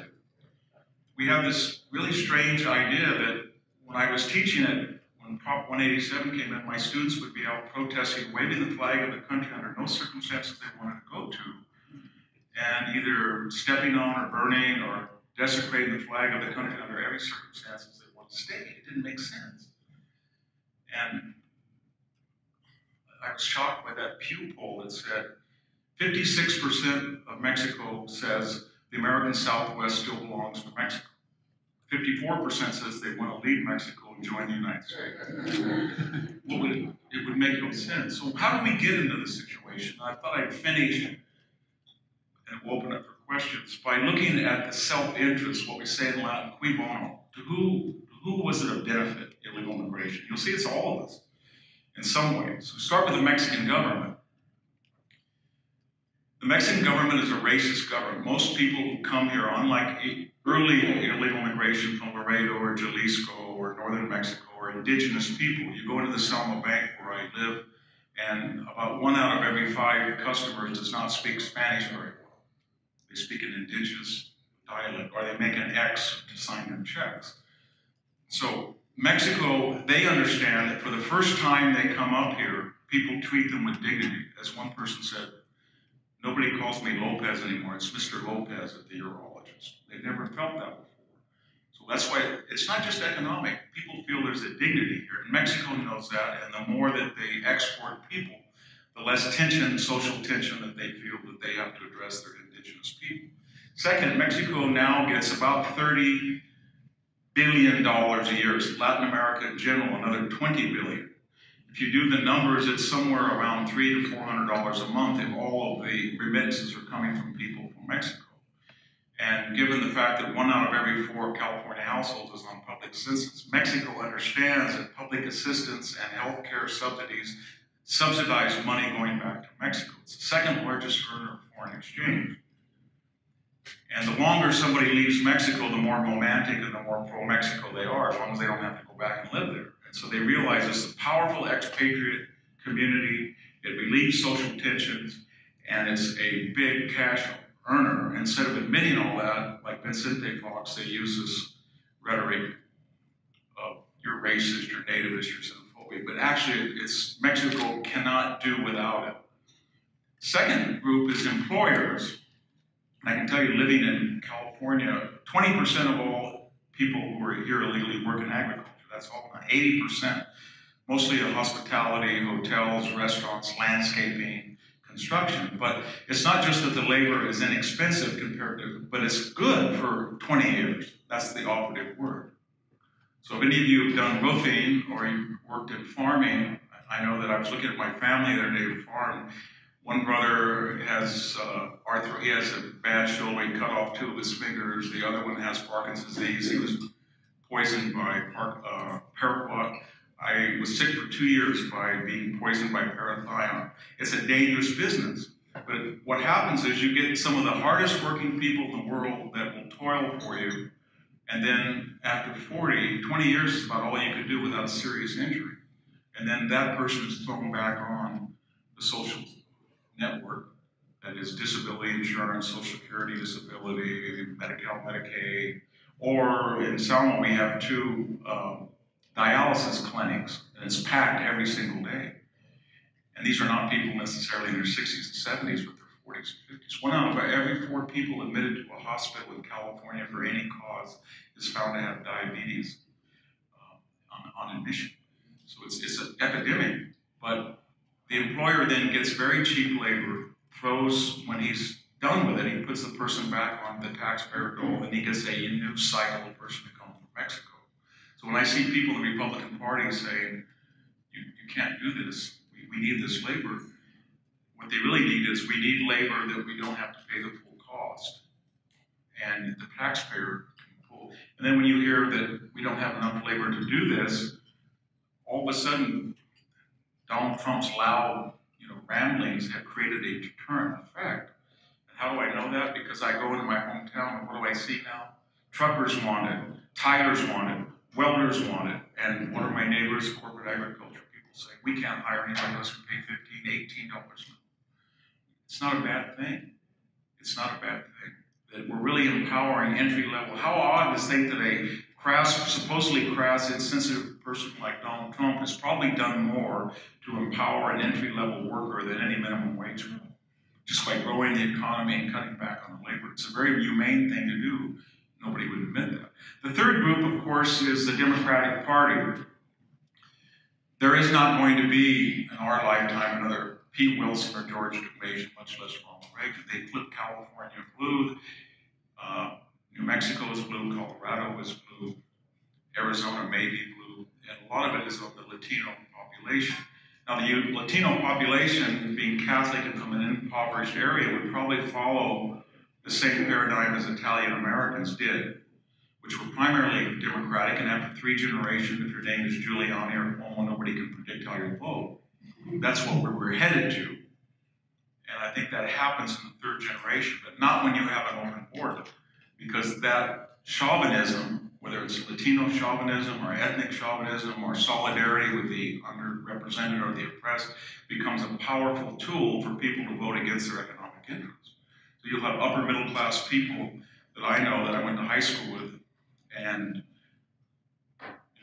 they're mad about the kilowatt charges they're getting, they're mad at the California legislature, they're mad at the California tax, they're mad at transgender restrooms, and they're voting solid Democratic. And they're doing it because they think they have to show they support And so it's been a very powerful tool for the Democratic Party. I do not think they're going to give that up, because otherwise the agenda does not have electoral college surety of victory. It's only by changing the demography that they feel that they have a chance of flipping the electoral college.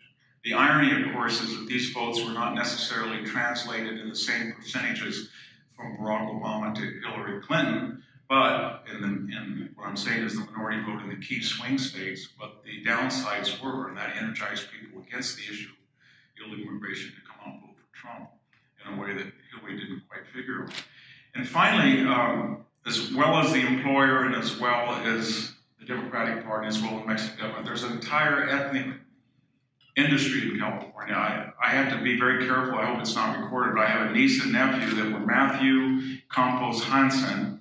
They went to college, and she became Emiliana Campos, and he became Matias Campos.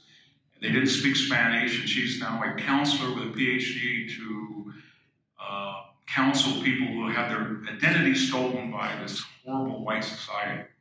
She grew up as a middle-class kid. So what we're getting to now is, as somebody's been in academia, we couldn't find Hispanic, Mexican-American people who were classicists.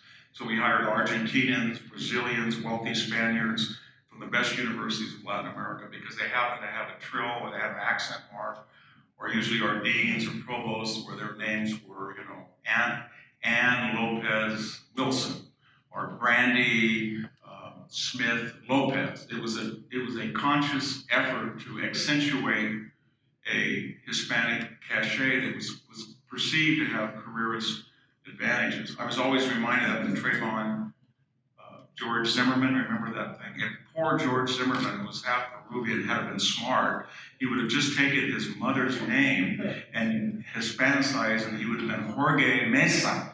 Jorge Mesa would not have been an oppressor against Trayvon Martin. He would have been a equal victim if he had done that. So what we're getting to, we're really going to have to wear DNA badges, as you know, Warren Churchill and Elizabeth Warren have told us. So it's kind of common. It's not going to be easily given up. Kevin De Leon, the big champion of Hispanic politics, was born. Alexander Kevin Leon, he added the X in, and he added the day to have a romance about him that has nothing to do with the illegal aliens. They're kind of used as the fodder to fuel this ethnic identity industry. And I'll end with all of us, because most states were told that you can't get by without housekeepers and nannies and landscapers unless they're paid very little from a foreign country. When I teach at Hillsdale in rural Michigan, or I speak in Ohio, I don't see that. I see kids mowing the lawn of their parents. I see people working hotels that are not foreign immigrants. And somehow we got the idea in California, the American Southwest, that the middle class should have the perks and the allowances of the aristocracy. In other words, everybody should have a housekeeper, everybody should have a nanny, everybody should have a gap. Most of Fresno does. And that they can't get out, they can't go, they can't survive without it. And that we really have to, and then when you see families like I do, all over rural California, pretty wealthy, what's left of the old agrarian classes, when their kids are not mowing the lawn, or they're not playing in the house, and they're playing video games, it makes no sense. Because they're perpetuating a system that it's not sustainable. And where are we going to go in conclusion? I think all of us in this room know what the solution is. And the solution is most Republicans and conservatives, I think, come down like this. Well, it was a screwed up system. We winked and nod. Now we've got 11 or 15, so let's separate the wheat from the chaff. If you've been here 3 years or 4 years, and you didn't come on the Senate amnesty, and you have not broken or violated a serious law, people will argue about that, whether it's DUI counts or what, and you have not been on public assistance, and that's probably 60 or 70%, then we want to give you a green card. What you do with a green card is your business.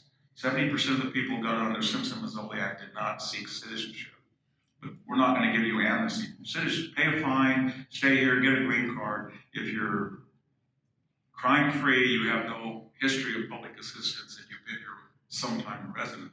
The problem with that won't happen is what we just talked about, the Democratic Party, that will not be sustainable for them. They don't want to deport anybody. because to do so would mean that the border, they don't want to close the border, they do not want to make immigration diverse, they don't want Nigerian orthodontists, they do not want Finnish surgeons, they don't want anybody that will be independent upon arrival. And they do not want diversity in ethnic background, and because they see it as a potent. But most people agree with that. And how do you get that message to the Democratic Party that it's a losing issue? And I think believe it or not, Trump is doing better than George W. Bush did. George W. Bush's Karl Rove strategy was, we're going to open the border, everybody's going to come here, and then because they're Catholic and traditional, they're going to vote family values. And it just didn't happen because the border was open. If you close the border, and then you appeal to working class people and say, I'm interested in getting your wages competitive by eliminating competition. Remember what Cesar Chavez did? He went down to the border in very gang-like thuggish tactics to attack people who came in illegally so that the United Farm Workers would be the only game in town. But again, I think the issue now is that we have to find mechanisms to bring out the democratic and progressive movements and say to them, you don't want to protect entry-level workers. You do not worry about the workers in the inner city. You don't want to close the border in the way that most countries do, Mexico included. You're doing this simply because, in a quid pro quo fashion, you want constituents. And I think that's where we are. And I think it'll be a powerful electoral message if Trump can focus on it in 2020. Thank you very much.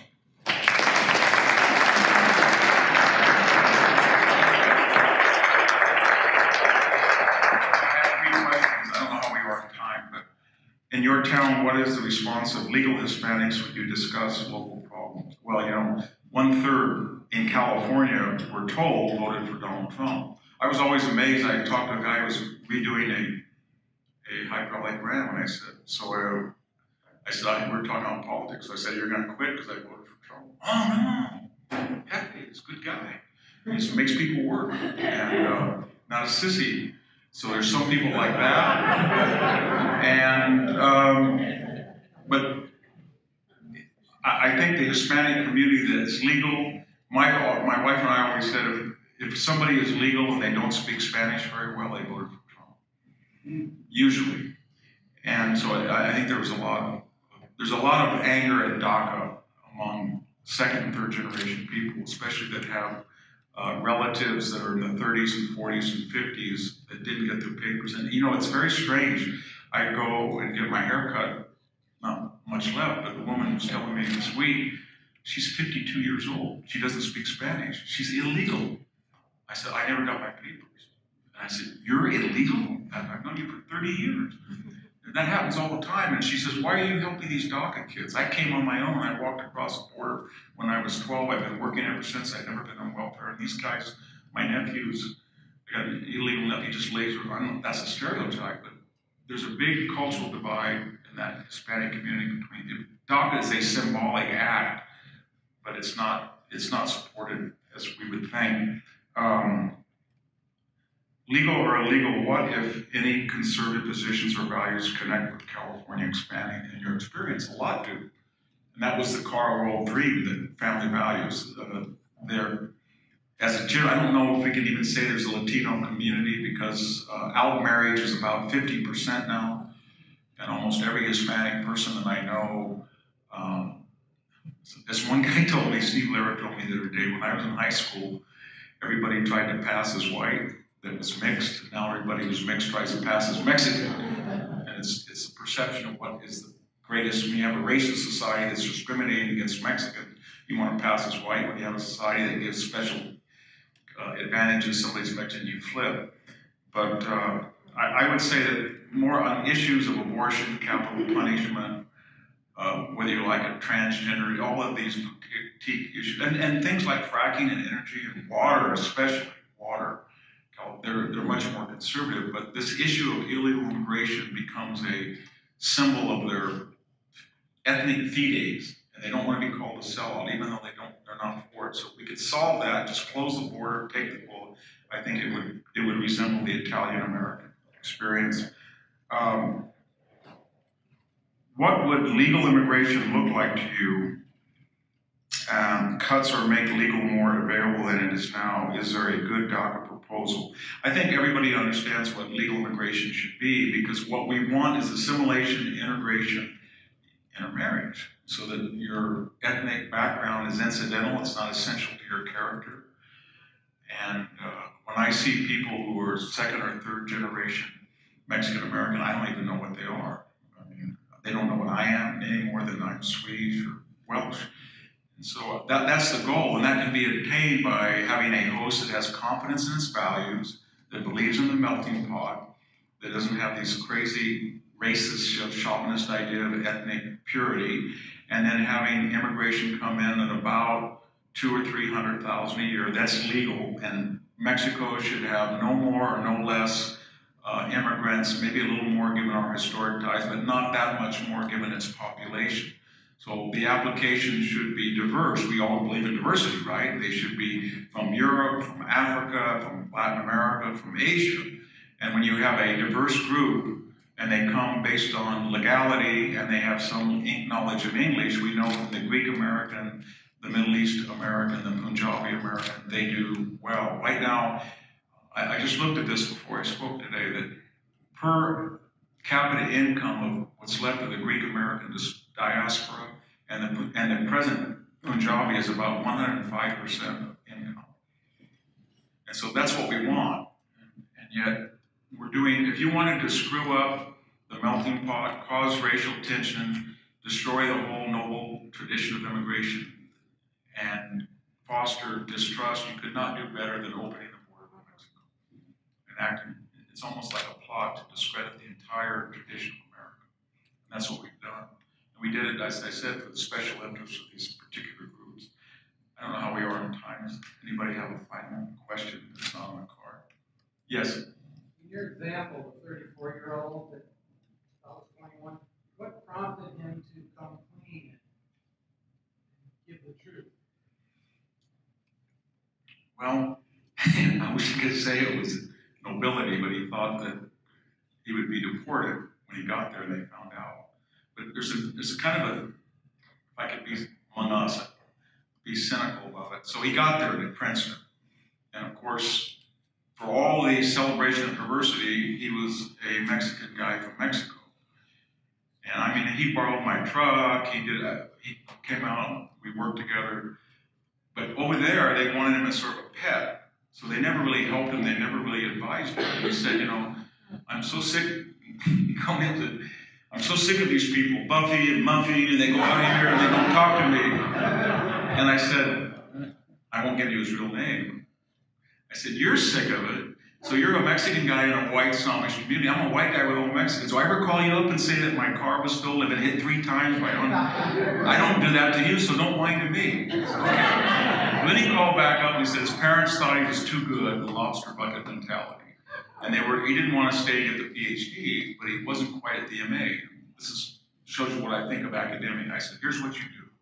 I gave him the name. You go and see the chairman, and you tell him that he's been terribly ethnically insensitive to your plight, and that he has created a climate of ethnic hostility in the Princeton classes for you.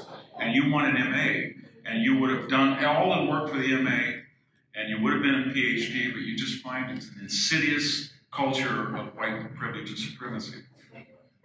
So let me get this right, white supremacy? I said, yeah. So I went in there and did it, and the chairman called me and said, well, you know, we're very sorry, but there's good things. And he said you'd get him a job at a community college, so we got an MA, and now he's a very successful community college. All is well that ends well. I guess that's it. Thank you very much.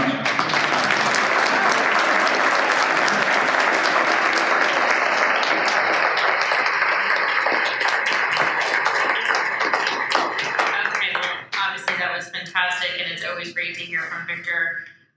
We always hear a new thing every time we listen to you, so it's really quite a treat. Thank you for coming up here, and it was wonderful to see your wife last night with you as well, so thank you. Anyway, thank you to all of you for joining us here today. It was really so wonderful to see old friends, as Jack said, but also so many new friends. One of the things that we have found quite humbling and very uplifting as we've been doing these around the country is that we're running about 2 to 1 new people to our enterprise. And so that is why we are doing this. We look to grow and to create new friendships with all of you. We say this a lot, but it's very true that the culture is liberal all around us. I mean, you guys are in San Francisco, most of us are in New York, and that's certainly true for us, the two of us.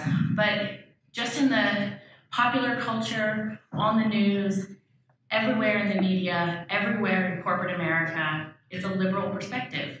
So all of those people know the liberal perspective. You all know the liberal perspective. But only we know the conservative perspective. It's something that you have to actually go out and do purposefully. So we encourage you to join us. We hope that we can provide more forums like this for you to create a community around the country where we can be uplifting and supportive to each other, and to grow and to be great advocates for the cause of conservatism that our founder, William F. Buckley, anticipated being very influential in our country and around the world. So again, thank you very much, and we look forward to seeing you soon. The next time that we will be in San Francisco will be May 14th. May 14th, we're co-sponsoring an event with the with American Enterprise Institute for a book tour that we're doing, sponsoring Jonah Goldberg's new book, which is called Suicide of the West. It should be quite a good one. We've been talking a lot about it. He's been writing it for about 4 years. So we're glad that it actually is going to come out with cover on both sides. So we will, it's an event mostly for our 1955 Society members. So if you're interested in finding out more about that, we encourage you to talk to Jack or to Jason Wise. As I mentioned to you, he works on our membership here in the state of California. So again, thank you all for joining us, and we'll be around for a little bit if you want to chat. Thank you.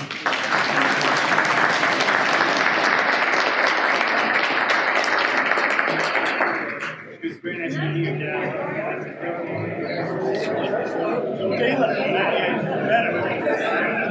Exactly.